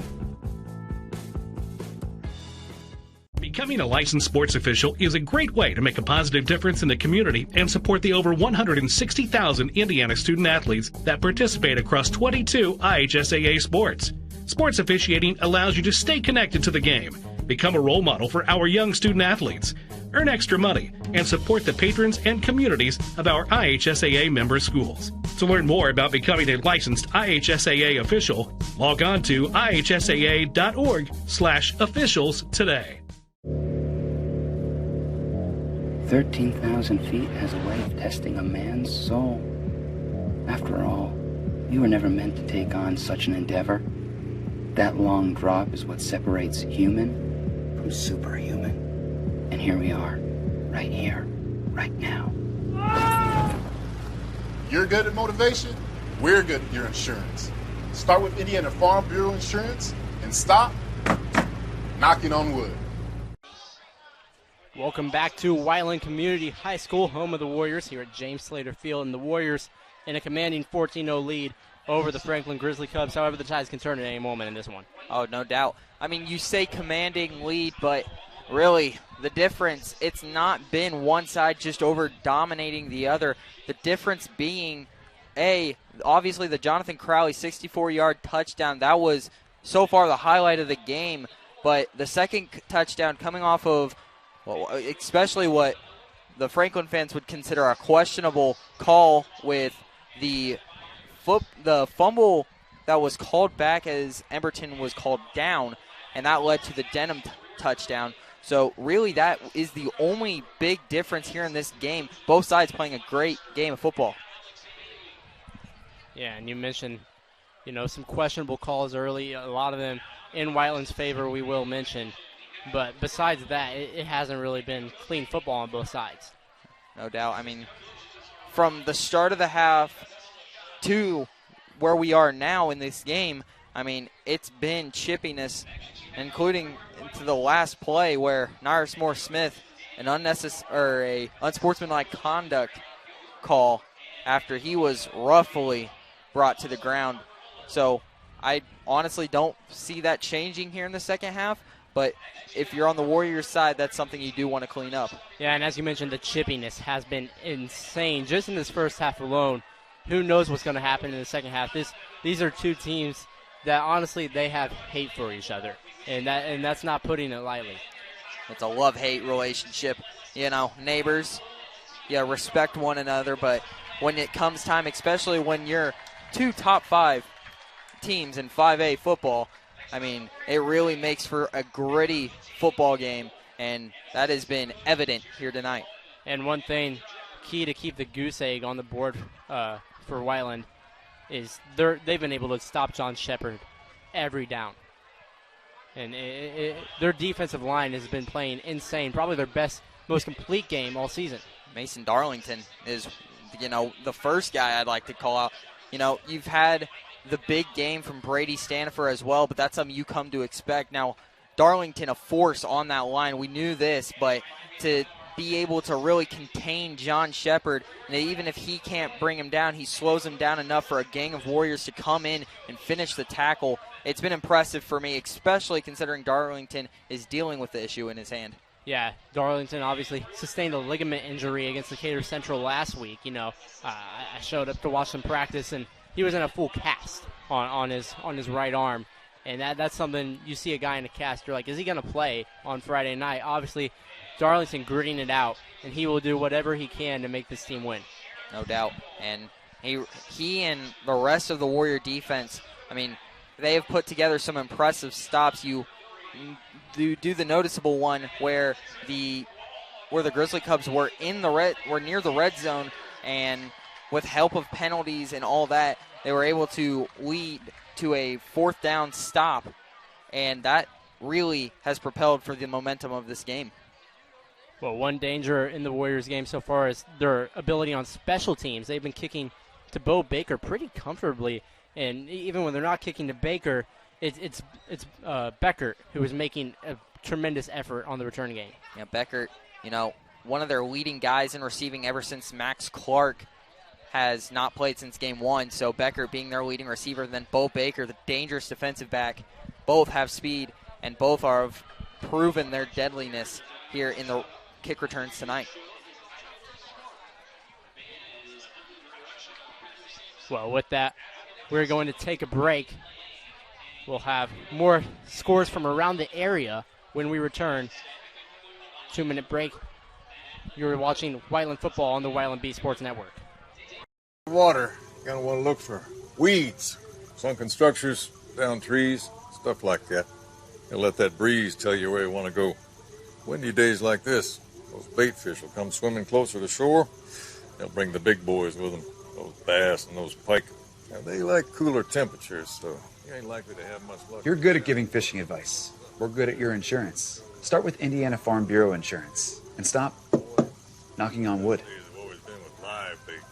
Hi, I'm Matt Wolford, president of the IHSAA Foundation, and we need your help. We need your help so the youth of our community can develop advanced leadership skills. We need your help giving high school administrators and coaches the instruction and insight they need to be better role models and teachers. To learn more or to make a tax-deductible contribution, go to IHSAAfoundation.org. You'll not only be contributing to the foundation of the IHSAA, you'll be contributing to the foundation of our community.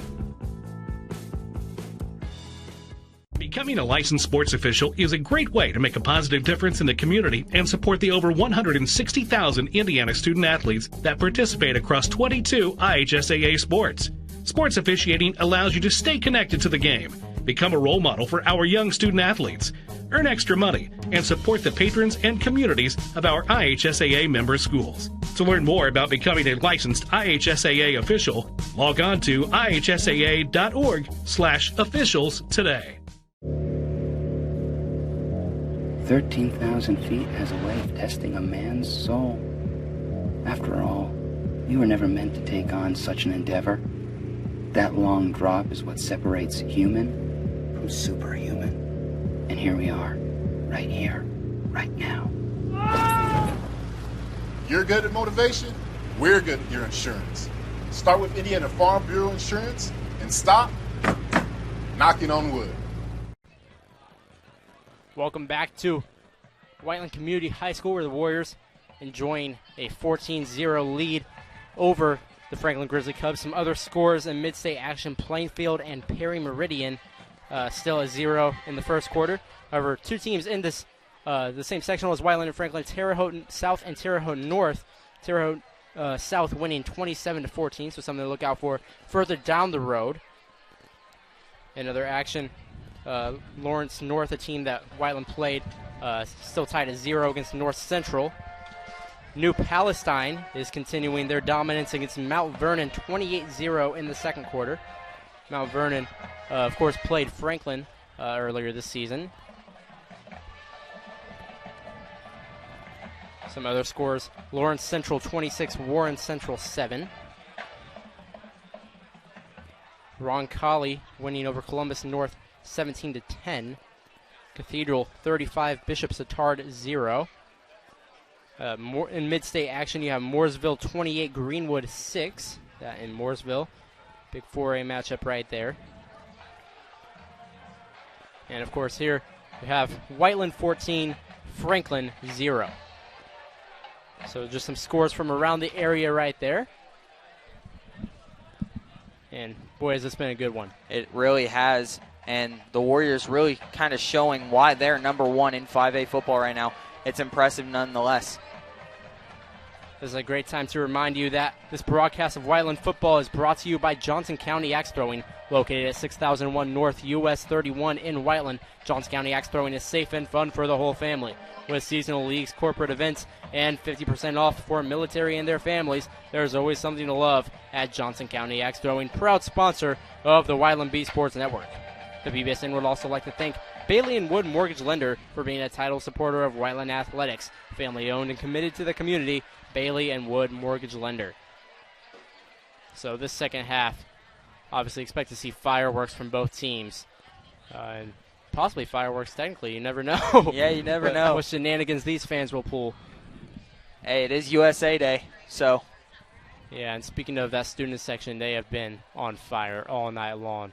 No slowing down them. No doubt. So the Warriors obviously led by Peyton Emberton and Jonathan Crowley. And Jonathan Crowley finally getting a healthy mix of both of them. And, you know, that's something we've lacked for the first 3 years. But this could be, you know, a complete offensive performance for Whiteland. Yeah, no doubt. And, you know, Jonathan Crowley and Emberton, they work well together. You know, Crowley's more of the outside speed threat. Emberton more of the power up the middle. Both, no doubt, break off big runs. And they've been working as a good tandem tonight. Well, we're going to take a break. We'll be back for the start of the second half here at James Slater Field.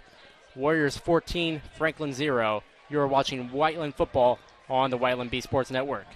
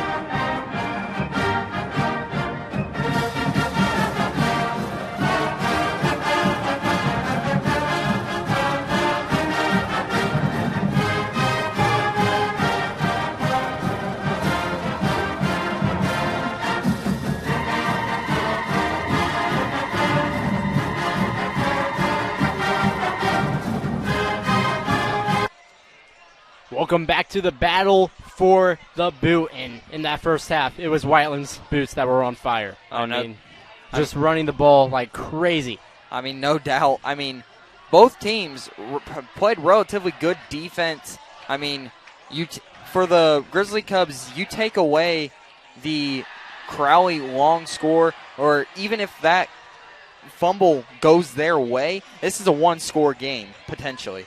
So the fact that the Warriors have been able to still pound they have not changed their whole thing. Like, it's run first, run first, run first. Jonathan Crowley, Peyton Emberton, they're working very well together tonight. Also, credit to people on the outside like Malik Perkins, Nyrus Moore-Smith. Both of them have also played heavy roles tonight. And so for the Grizzly Cubs coming out, probably got a chip on their shoulder. A lot of stuff didn't go their way that maybe some question that it should have. However, it's going to be an interesting second half of football as the Warriors get the ball first. Now, you mentioned Nyrus Moore-Smith, and I'll bring it up again that at the end of the first half ended on kind of a sour note for the Warriors. Nyrus Moore-Smith, who usually is not a vocal person, in any aspect, called for an unsportsmanlike conduct penalty. Yeah, no doubt. Frustrated at the fact of him getting slammed, and even when he probably thought he was already down, he kept driving them back and really pushed, or kind of just slammed him into the turf. And so now we'll see how that chippiness plays in effect to the second half here tonight. Well, Franklin will get to kick off for the first time tonight. It will be Patrick Fancher doing the duties, the 6'2 senior. He has 7 kickoffs on the year. Well, in the last game, he had 7 kickoffs, for an average of 48 yards. Warriors defer to the second half. They will return Perkins and Crowley, who is dangerous, back deep. Crowley already nearing the 100-yard mark, if not already there tonight. Obviously, highlight that 64-yard touchdown late in the first quarter.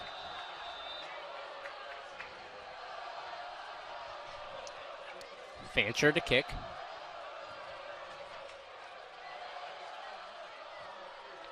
And it's off. Perkins will return this one.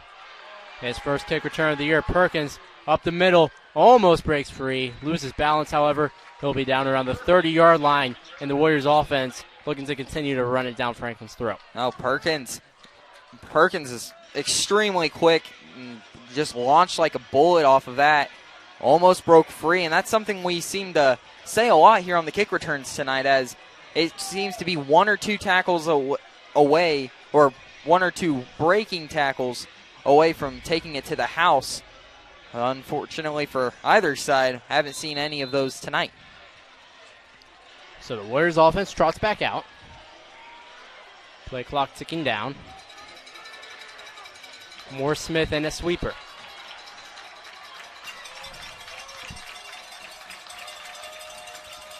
And it looks like that's going to be a false start on Gunnar Hicks. A little bit of a miscommunication with the snap count. And the Warriors will start the second half with a 1st and 15. Yeah, the dirty laundry, that's really been the story, one of the stories here tonight, as both sides with an overwhelming amount. Denham commanding the huddle once again. And his swagger has really been one of the stories of this Whiteland team.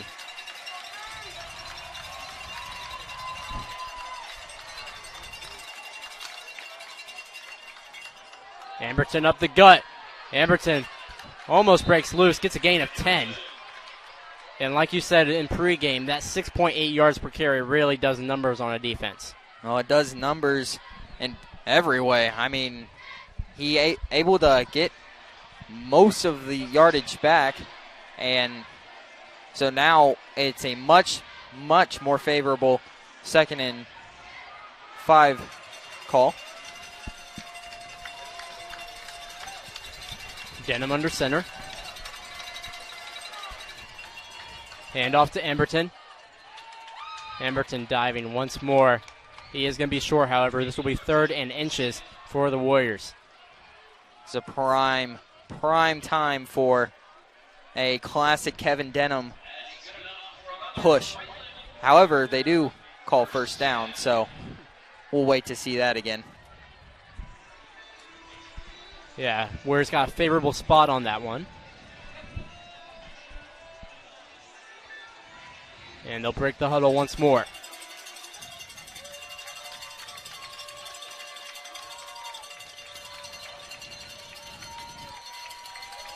Crowley in motion. Emberton breaking free once again. Gain of 9 yards on the carry. However, Emberton, we saw this problem a few times last week. Losing his helmet on the play, he'll have to come out, and now we'll see Slate Valentine in for the first time tonight.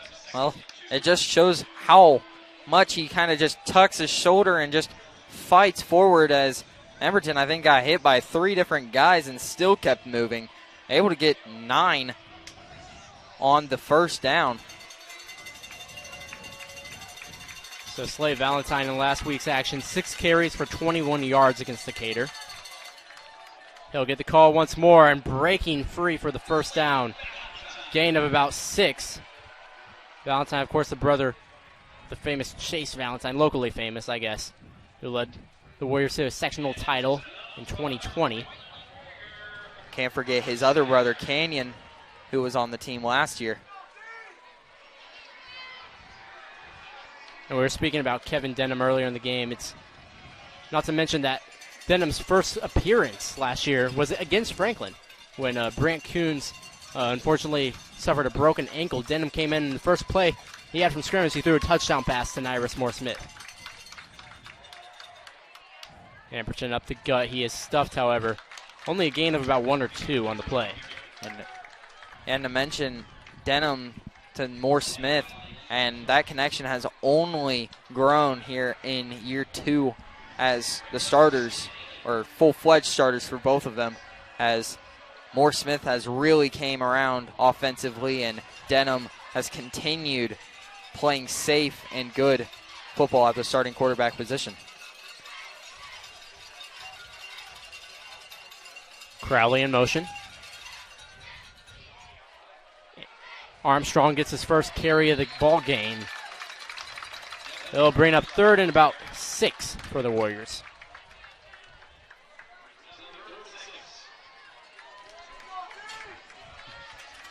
I think if the Warriors were to pass down on this attempt, I think you'd either look to Gunnar Hicks on a hitch or Cameron Cooper, the tight end,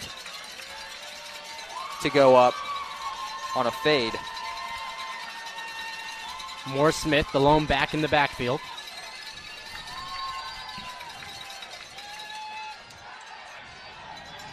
And it's Stanifer on the hitch. However, he's brought down, and he fumbled the football. It's recovered temporarily by Jake Houston. However, and they signal that it's Franklin's ball. Stanifer was sure that he was down on the play. However, the refs disagree, and Franklin will take it the other way. There's a ton of different thoughts that could go into that. A, he may have not had possession. B, he was down, and the third option was that he fumbled. And on this one, they do call that after what Franklin assumed was the missed fumble earlier in the second quarter. And it's really a sour note on what was Stanifer's first catch of the year from the wide receiver position. Dive. Caleb Owens gets about 3. They'll bring up 2nd and 7. You know, the Warriors have really seen a lot of Caleb Owens tonight. John Shepard, obviously the highlight at the running back position for the Grizzly Cubs, but Owens also making his presence known, and he has been effective on the ground game.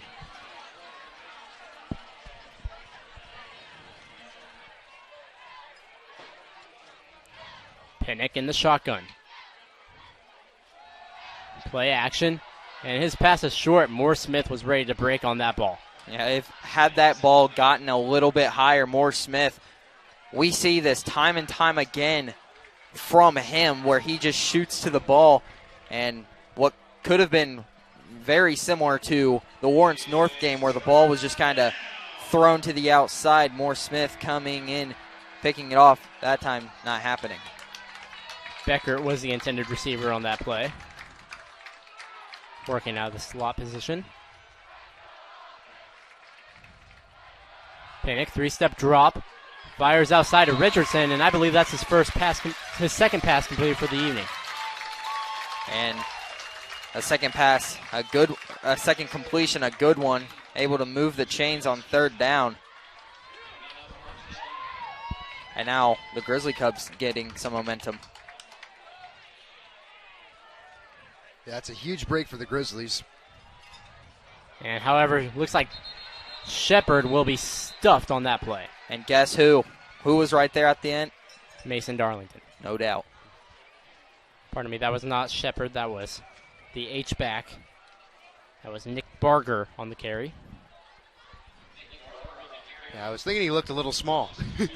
With forward progress, it's a loss of 2 yards. The Warriors defense continuing to hold strong midway through this third quarter.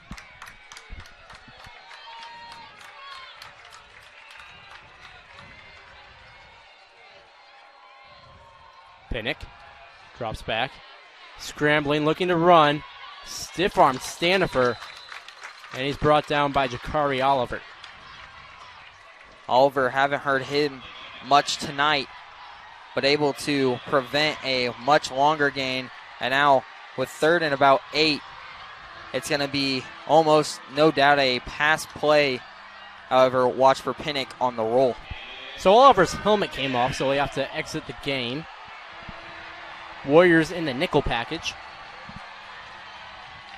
Stanifer and Palmer, the 2 lone backers.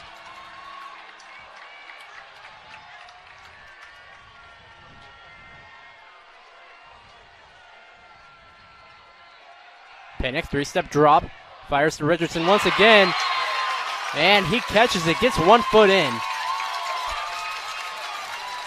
As Richardson continuing to go to work on Kaligbo on that left side of the field.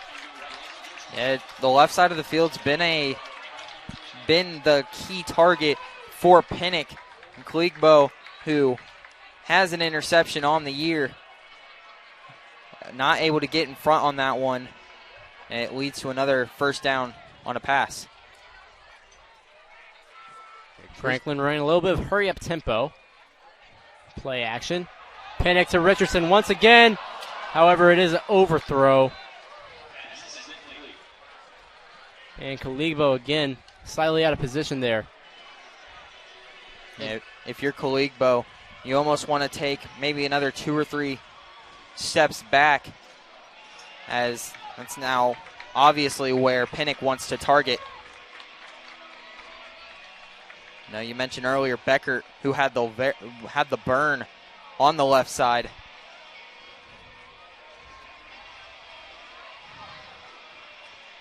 And just as a testament for how gritty this game is getting, having walked back here from a water run with my American flag shirt, some insults were hurled my way.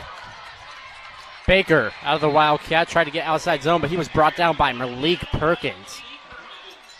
Malik Perkins, you know, you want to talk about competitive edge. Malik Perkins has that true grit. Malik Perkins, you know, relatively a size advantage compared to most guys. However, Perkins time and time again makes such impressive plays.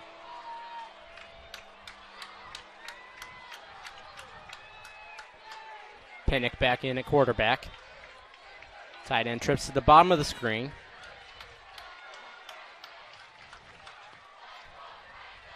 Pinnock, 3-step drop. Almost flushed out of the pocket. He's going to fire one deep to Richards. Moore Smith, however, locking down in coverage. And Nyrus Moore Smith definitely made an impact against Lawrence North at the corner position, continuing to do so here. And no doubt, Franklin fans wanting a pass interference call, but it looked like Moore Smith just played really good defense and was able to knock that ball away on a pretty ball from Pinnock. Yeah, and talk about a pretty ball. Pinnock under duress on that play, still managed to put it on the money. Just great coverage from Moore Smith. This is the first 4th down we've seen in a while. You know, those 3rd down plays for Franklin have really been getting that extra yardage here. This could be a big Whiteland stop. 4th and 6. Pinnock rolls out. He's going to fire down the field. And he finds Shepard. Shepard down to the 1-yard line on that catch.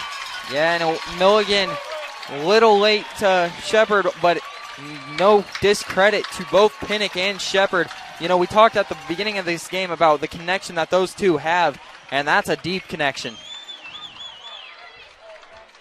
Pinnock going hurry up. He's going to sneak it. And, however, there is a penalty. Might have jumped the gun for Franklin. Yeah, most of this game, all we're hearing is Pinnock, Shepard, play after play. Those two know how to get it done. So the false start is called on Franklin. And they are not happy about it. Backs him up to the 7-yard line on what could have been a surefire touchdown from Pinnock on the QB sneak. And now it's going to come down to that defensive line for the Warriors to make a goal line stop here. Yeah, you want to talk about breathing room. Whiteland's not got a lot of it. Pinnock back in the shotgun. 1-step drop. And he's going to throw this one a little way late. He somehow finds Barger, pardon me. But he'll be brought down around the 11-yard line.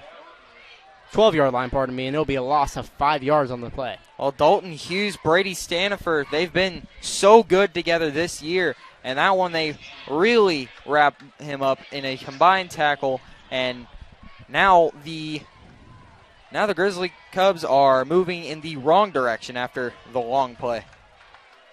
Bo Baker in the Wildcat. We've seen this a few times before. Shift the formation. Baker will run power. And he will be brought down. Andrew Kalibo making up for those two passes that were caught on him. And Bo Baker, the threat, the speedster. You know, that Wildcat, he's been effective in tonight, and that's the first time the Warriors have really blown it up. And so now a hefty 3rd down from what was originally at the 1-yard line. So 3rd and goal at the 8-yard line. And this bend don't break philosophy looks to hold true for the Warriors if they can get a stop right here. Well, we know the aggressiveness. 1-step drop from Pinnock. Shepard went up for it. Couldn't catch it in the back of the end zone, however. They'll bring up 4th and goal from the 8-yard line, and Franklin will have a decision to make. Well, it's a decision that they've been pretty familiar with, and almost no doubt going for it here. Down 14 with just under 3 minutes left here to go in the 3rd quarter.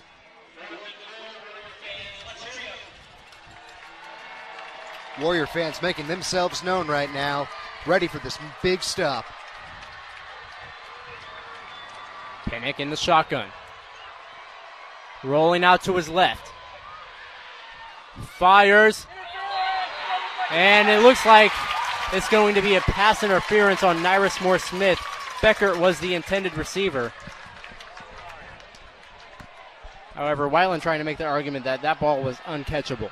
Yeah, it was way high, but I don't know if that'll matter much in the eyes of the officials. You never know. He could have grown an extra 6 inches there.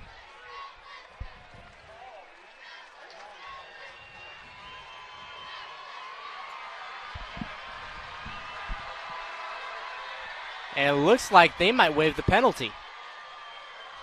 The Warriors are running off the field elated. They called it against Beckert.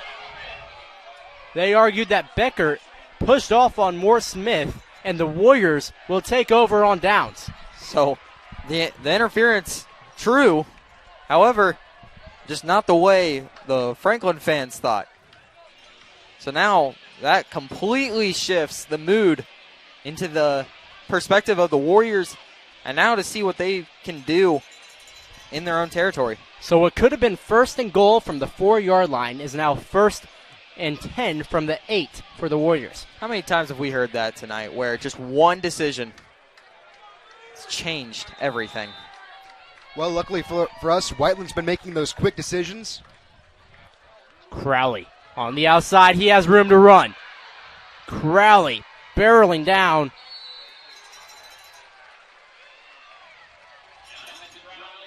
And it'll be a 1st down for the Warriors. Jonathan Crowley, so good tonight. He's been making play after play. Had the called back 40-yard touchdown off the block in the back.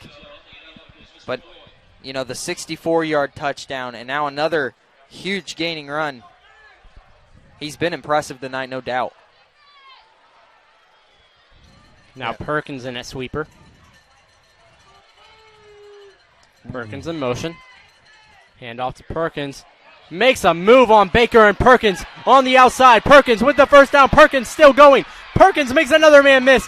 And it takes 2 to bring him down. Perkins out to midfield. 1st down for the Warriors. What an electrifying run from Malik Perkins. Electrifying, no doubt. Perkins bobbing and weaving and snaking his way through every man.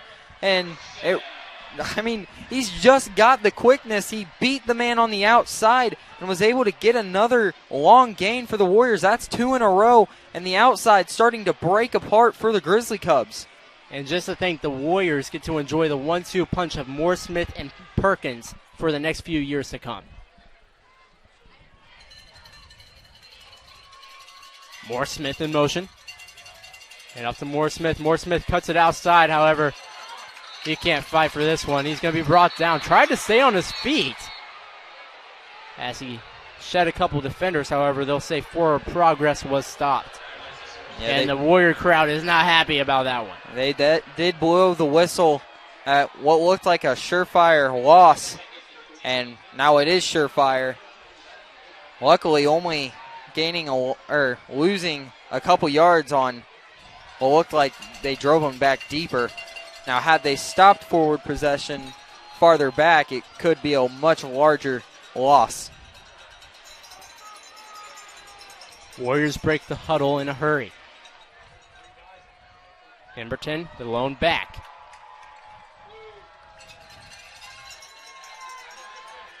Denham rolls out after the play action. He fires. He finds Cooper. And the Warriors get the 1st down off the Cooper completion. Cameron Cooper, he's really been that big receiving threat, coming in and filling the roles of Ball State commit Max Sullivan from last year. So Cameron Cooper now at that tight end position has really been that long chunk passing player or receiver for Denham. And yet another great catch by Cooper. And talk about Denham's throw right there. Put it on a wire, rolling out to the right. He's a left-handed quarterback.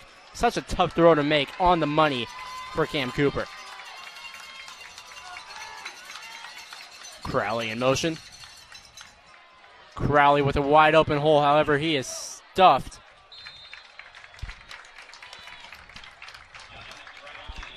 Looked like number 2, Zach Reese, with the effort.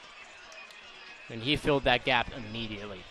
Well, give credit to him on the stop, but also credit to the Whiteland rushers. It seems like no one is being able to be brought down on the initial contact. Not a whole lot of solo tackles for any man tonight.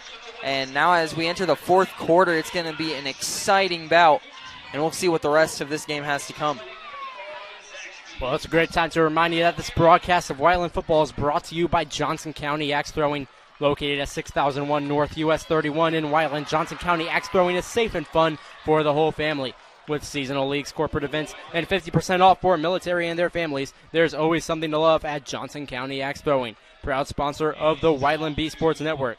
WBSN will also like to thank Bailey and Wood Mortgage Lender for being a title supporter of Whiteland Athletics. Family owned and committed to the community, Bailey and Wood Mortgage Lender.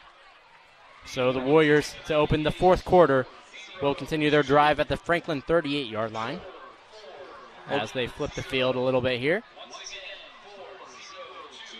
And Crowley once again being the feature back in today's game, giving Peyton and Emberton a little bit of a week off. Yeah, no doubt. Emberton, who's had such a strong past few weeks, and now it's back to Crowley. But one thing I do want to give credit to the Grizzly Cub defense is they have only kept the Warriors to 14 points, which, not a whole lot of teams have been able to say, as the Warrior rushing attack is just devastating. So credit to them to not really let the score run up on them. Play clock winding down quickly. Perkins in motion. Handoff to Perkins. Perkins makes the corner miss. However, he'll be wrapped up quickly, and it'll be 3rd and long for the Warriors. One thing, I assume Franklin's game plan was just to stuff the inside run due to Emberton's dominance in the last couple of games, but then you have Crowley just burst around the outside. And, a lot of people call Whiteland's offense one-dimensional. They'll make fun of it because, all they do is run the ball. But it really has 2 dimensions, inside run and outside run. You can't stop both at the same time. Well, even if it was one-dimensional, I mean, you can't be mad at it. And the only reason they are is because they can't stop it. So, but to add another dimension to the game, it's even better for them. Denham rolls out. It's a screen to Emberton. Emberton down the sideline. Emberton makes a man miss, runs into his own blocker. It's going to be a first down for the Warriors, a play that no one saw coming, the halfback screen, and it will catch you at any moment. Oh, no doubt. The screen is such a hard play to recognize, and when it works big. It works big on a long 3rd down for the Warriors, and Emberton making his mark now late. So now you have 1st and 10. Inching closer and closer to the red zone. And the Warriors could just continue to pour salt in the wound. Yeah, I might be mistaken, but I believe that is the 3rd time Emberton has ran into his own blocker. Crowley on the outside, and the flow to the ball ever so quick for the Franklin defense.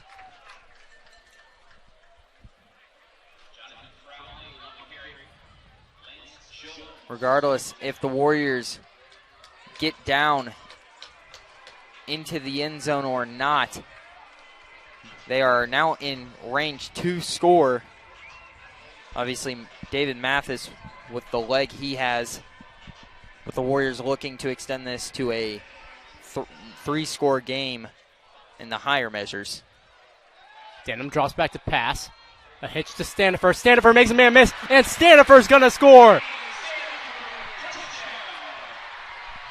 A 24-yard touchdown pass by Kevin Denham to Brady Stanifer. And Brady Stanifer is only his 2nd catch of the year. The first one went for a fumble earlier in this game, and now he makes up for it by scoring a touchdown. Brady Stanifer making every play in every aspect of this game. He's now caught a touchdown, and now on the defensive end, he's going to go right back out there and continue what he's been doing. And, I feel like his name has been called on every play tonight. Mathis to attempt the extra point.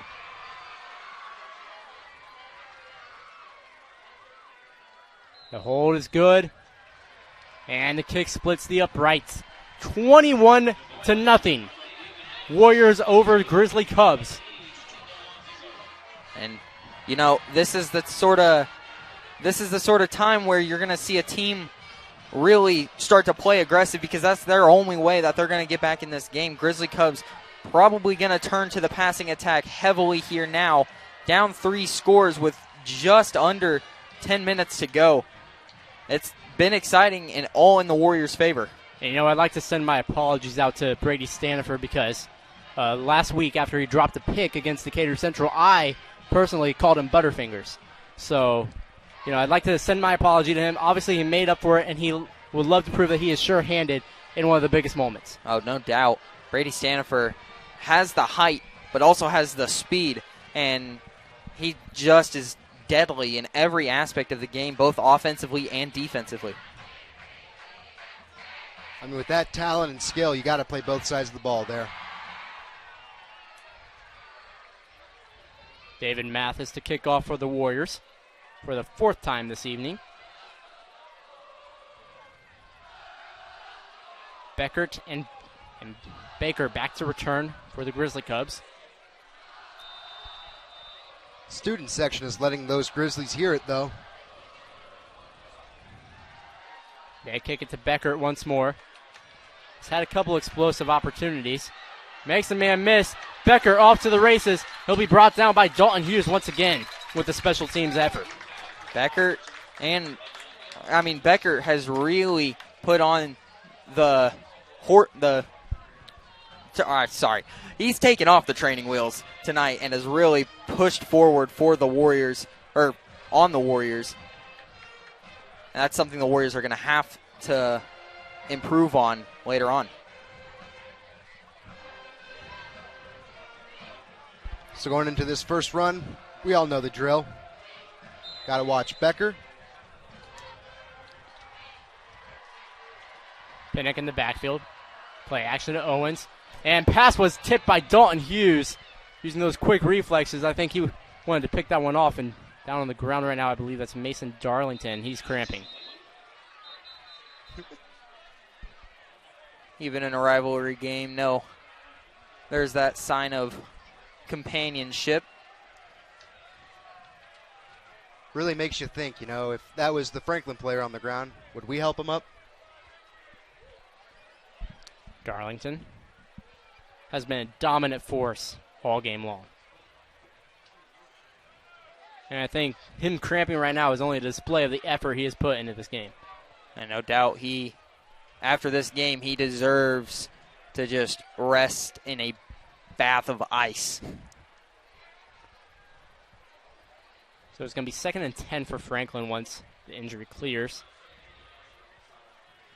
Yeah, having worked personally with Mason, his first year of wrestling was last year, and him and I were partners for most of the season. I know just how much of a force he is. The power that he can put on someone, even one-on-one. So I am enthusiastic to see what he has in store for the rest of the game.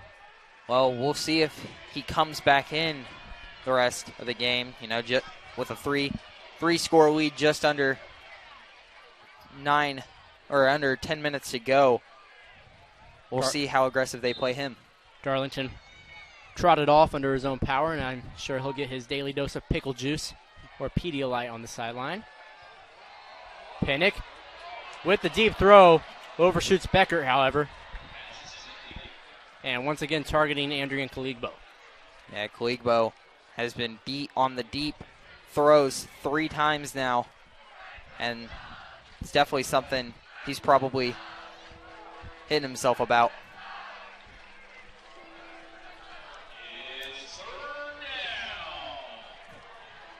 So it's 3rd and 10. Franklin breaks the huddle once more. No doubt for 4-down territory this late in the game. Those third plays are where Franklin really shines, though. Pinnock, 3-step drop, scanning, has plenty of time. Under duress now. And it's going to be broken up, intended for Caleb Owens, over a penalty on the field. And it looks like it's going to be a hold. Looks like Caden Milligan's getting helped off after he kind of fell on by 2 different guys. One, the intended receiver, and the defensive back. I think that was Kaligbo as he went up to try to make the interception. So he trots off the field. So it's going to be 4th and 10. And it looks like they'll bring up the punting unit. And I think that's going to officially wave the white flag for Franklin. Yeah, the Grizzly Cubs tried everything to get back into this game, and the Warrior defense time and time again prevail.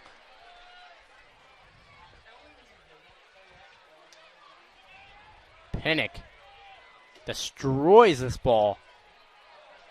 And it gets a favorable Franklin roll down to the 5-yard line. And Clay Pinnock, I think he should focus a little more on his punting duties going forward. That's his 2nd punt tonight inside the 10-yard line. He's definitely got the boot on him. He has the arm. He's just not been able to connect with any of the receivers. But no doubt probably been a frustrating night for Pinnock, as it likely probably wouldn't have been a scoreless game had they connected on one of those deep throws. And especially looking back to when they were at the 1 yard line and they were 1 and goal, and the Warriors pushed them all the way back. Warriors still in the I form, despite being backed up inside their own 5. They're going to wedge it with Denham, and I think Franklin's one of the first teams to actually match the push of this offensive line for the Warriors. All that offensive line, it's just a brick house. I mean, an all senior line, and there's not many better than them.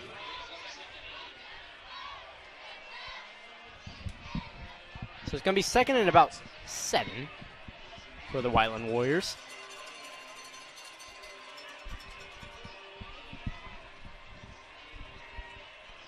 As they break the huddle once more. Crowley and a sweeper. They toss it to Emberton. Flag on the play. Emberton gets about a yard or 2 on the carry. However, we'll await the call from the refs. I believe it's going to be a holding. Rather unsure, but it will go on the offense. So they'll be backed up half the distance to the goal. It'll be second and 10. Yeah, luckily for the Warriors, that penalty doesn't cost them much.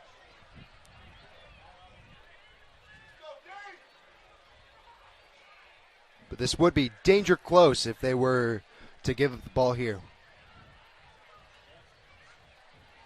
And of course, I'm not sure this will be the only time these two teams will meet. They are in the same sectional, and both teams off to a 3-0 start.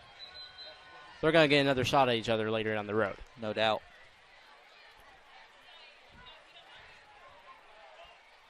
Warriors killing some time as the play clock was reset after the penalty, and looks like Coach Cole for Franklin is arguing with the refs a little bit.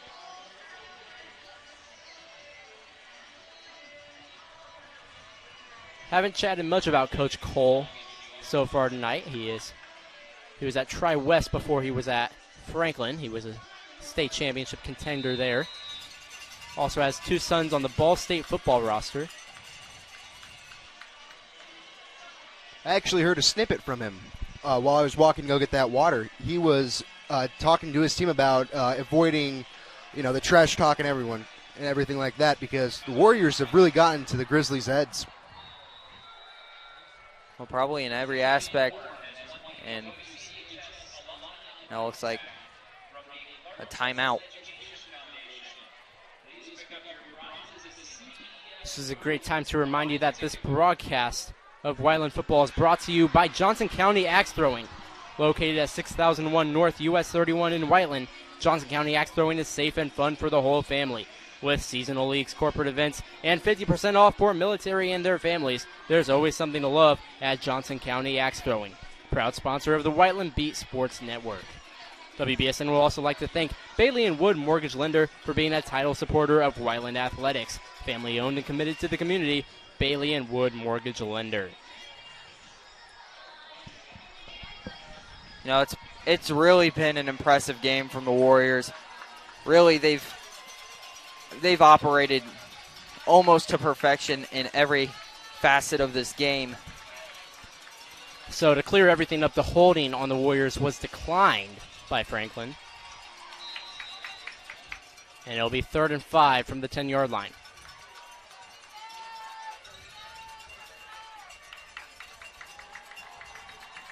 Perkins in motion. Try to get Franklin to jump. Emberton up the gut. Stuffed once again.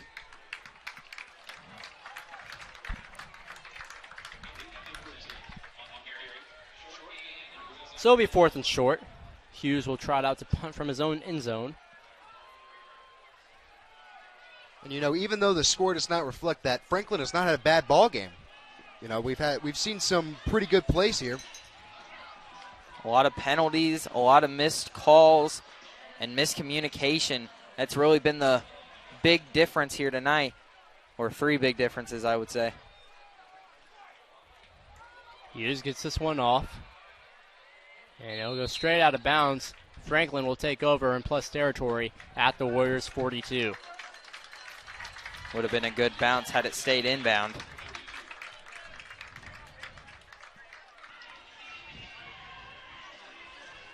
So the Warriors defense comes back out after a dramatic goal line stand. And after holding the Franklin offense to a 3-and-out on the ensuing drive.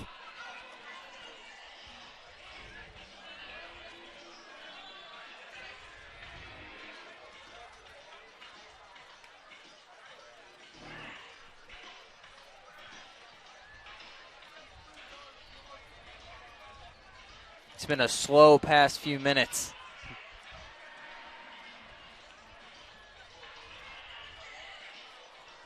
Yeah, Warriors pretty much just grinding away on the Grizzlies' psyche.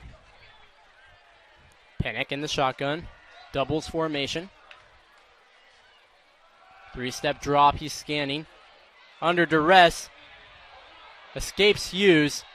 He'll scramble for a gain of about 3 or 4.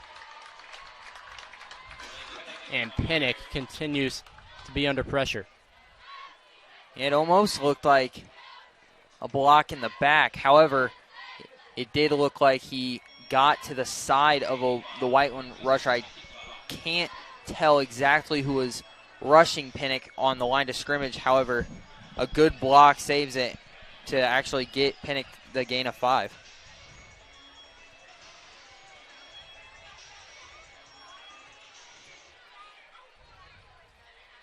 Trips to the bottom of the screen. Pinnock play action under duress.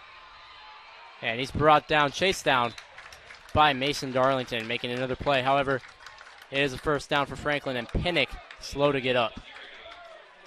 He's really taken a beating today. Well, Pinnock's really had to take the game into himself between miscommunication with receivers and the Warriors being able to stop the run effectively. Pinnock really the only one to get any real yardage on the play. Barger will check in for Owens. That's Barger in the backfield. And John Shepard is spread out wide. Pinnock drops back. Tries to connect with Barger, however, it's an incomplete pass. Looked like he got... And Pinnock's frustration is just mounting. It looked like Pinnock kind of threw it out of the reach of Nick Barger, as I think Pinnock wanted Barger to cut up a little bit, and instead Barger just went out. So it's 2nd and 10 for Franklin. Continuing this long drive.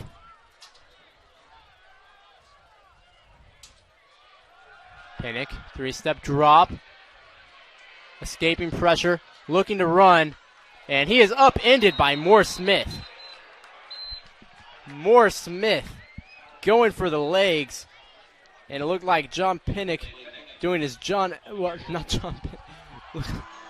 looking like Pinnock doing his, Clay Pinnock doing his John Elway impersonation. Pardon me.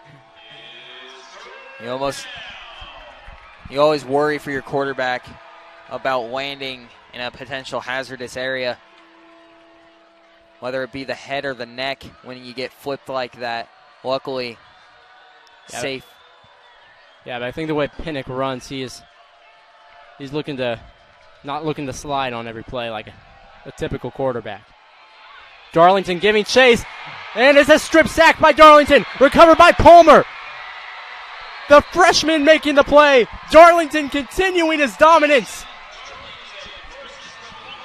Mason Darlington, he's been chasing Pinnock around all night and almost seemed like he'd gas him up, that by this point he'd be gassed out from Pinnock, but no, not that time. Darlington, he's chased down Pinnock forced the strip sack, and Palmer with the recovery. And now this game is just turning ugly. And talk about Johnny on the spot. Jordan Palmer, who has had a great game from the inside linebacker position, making a huge play right there as the Warriors will take over in plus territory. Yeah, we were talking about dangerous and hazardous situations. I think the biggest hazard out there for him is going to be Mason Darlington.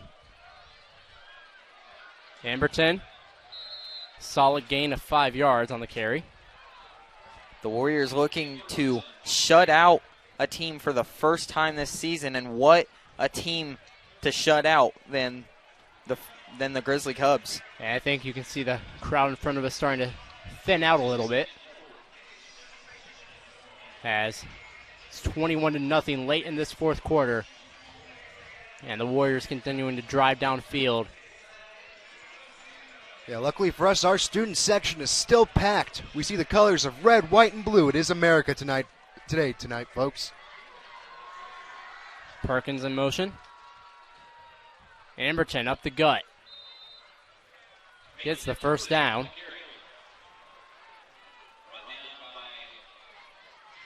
Well, we'll depend on the spot. It'll be 3rd and short. The Warriors really just trying to grind this game down. This fourth quarter has felt like an eternity for both sides between all the stoppage.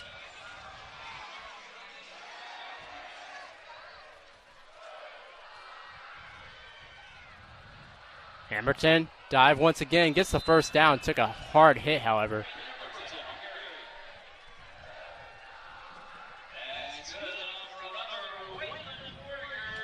So the Warriors continue to move the train, to move the chains.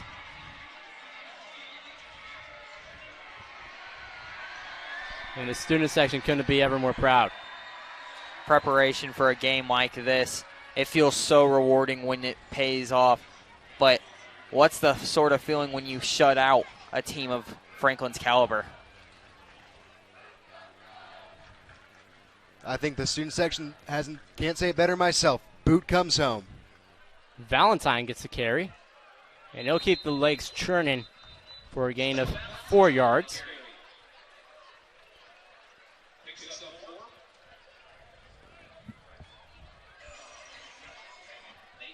And like you guys said, it was going to be a game of attrition tonight on the defensive side, and I think Franklin was the first team to get worn down. Yeah, no doubt. I mean, just when the Warriors keep pounding 3, 4, 5 plays inside, they hit one on the outside and just gasses everyone for a big chunk play. And then it's just been that sort of repetition all night long. And for the Warriors, their offense is just nothing flashy like you've seen, from Franklin in the first few games. They're just nasty offensive linemen that want to run it down your throat. Yeah. Emberton stuffed right there. It'll be 3rd and about 6.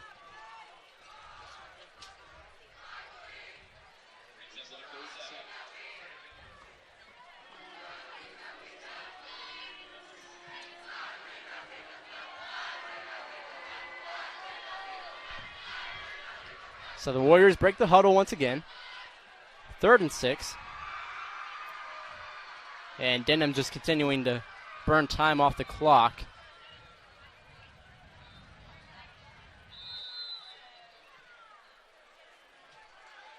And there's going to be a flag.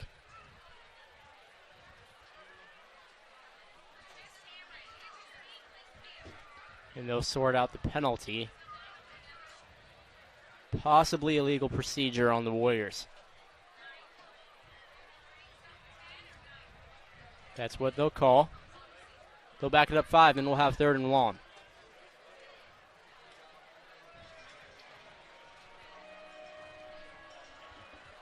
What a game. It's been a shocker. I mean, you come into a game like tonight against 2 top-ranked teams, and you don't really expect one of them to get shut out. And here we are with just over 2 minutes left here in the fourth quarter. And with Whiteland having the ball, almost no doubt that they will end this game with almost no time left.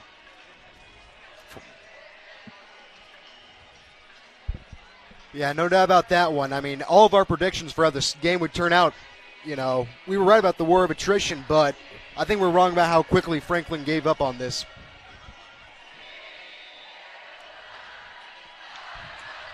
I don't know necessarily how much they really gave up. They went down passing until their final drive, trying to find something.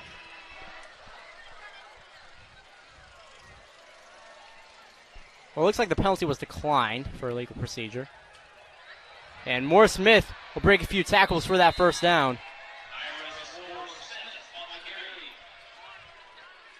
Yeah, after another successful Warrior play, we see waves and waves of Franklin fans leaving the stadium. And what was standing room only on this side of the stadium at the beginning of the game now looks like, like a family leisure almost. Almost. In comparison. Hey, and I can testify to that. I just had a family reunion.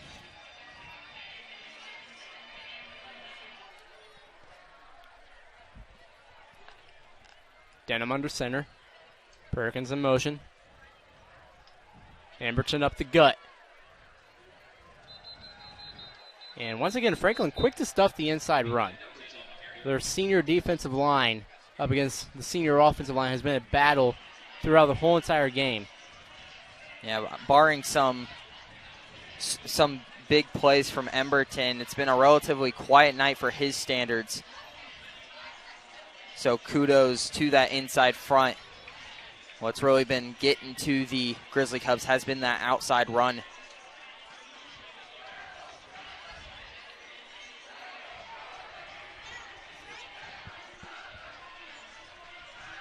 Warriors milking down the play clock.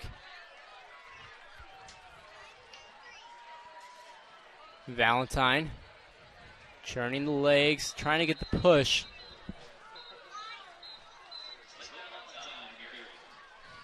They'll bring up third and manageable for the Warriors. Crowd is just electric right now. Student section cheering on. How awesome would it be? 28-0. They're going to continue milking the play clock. First down here will seal it.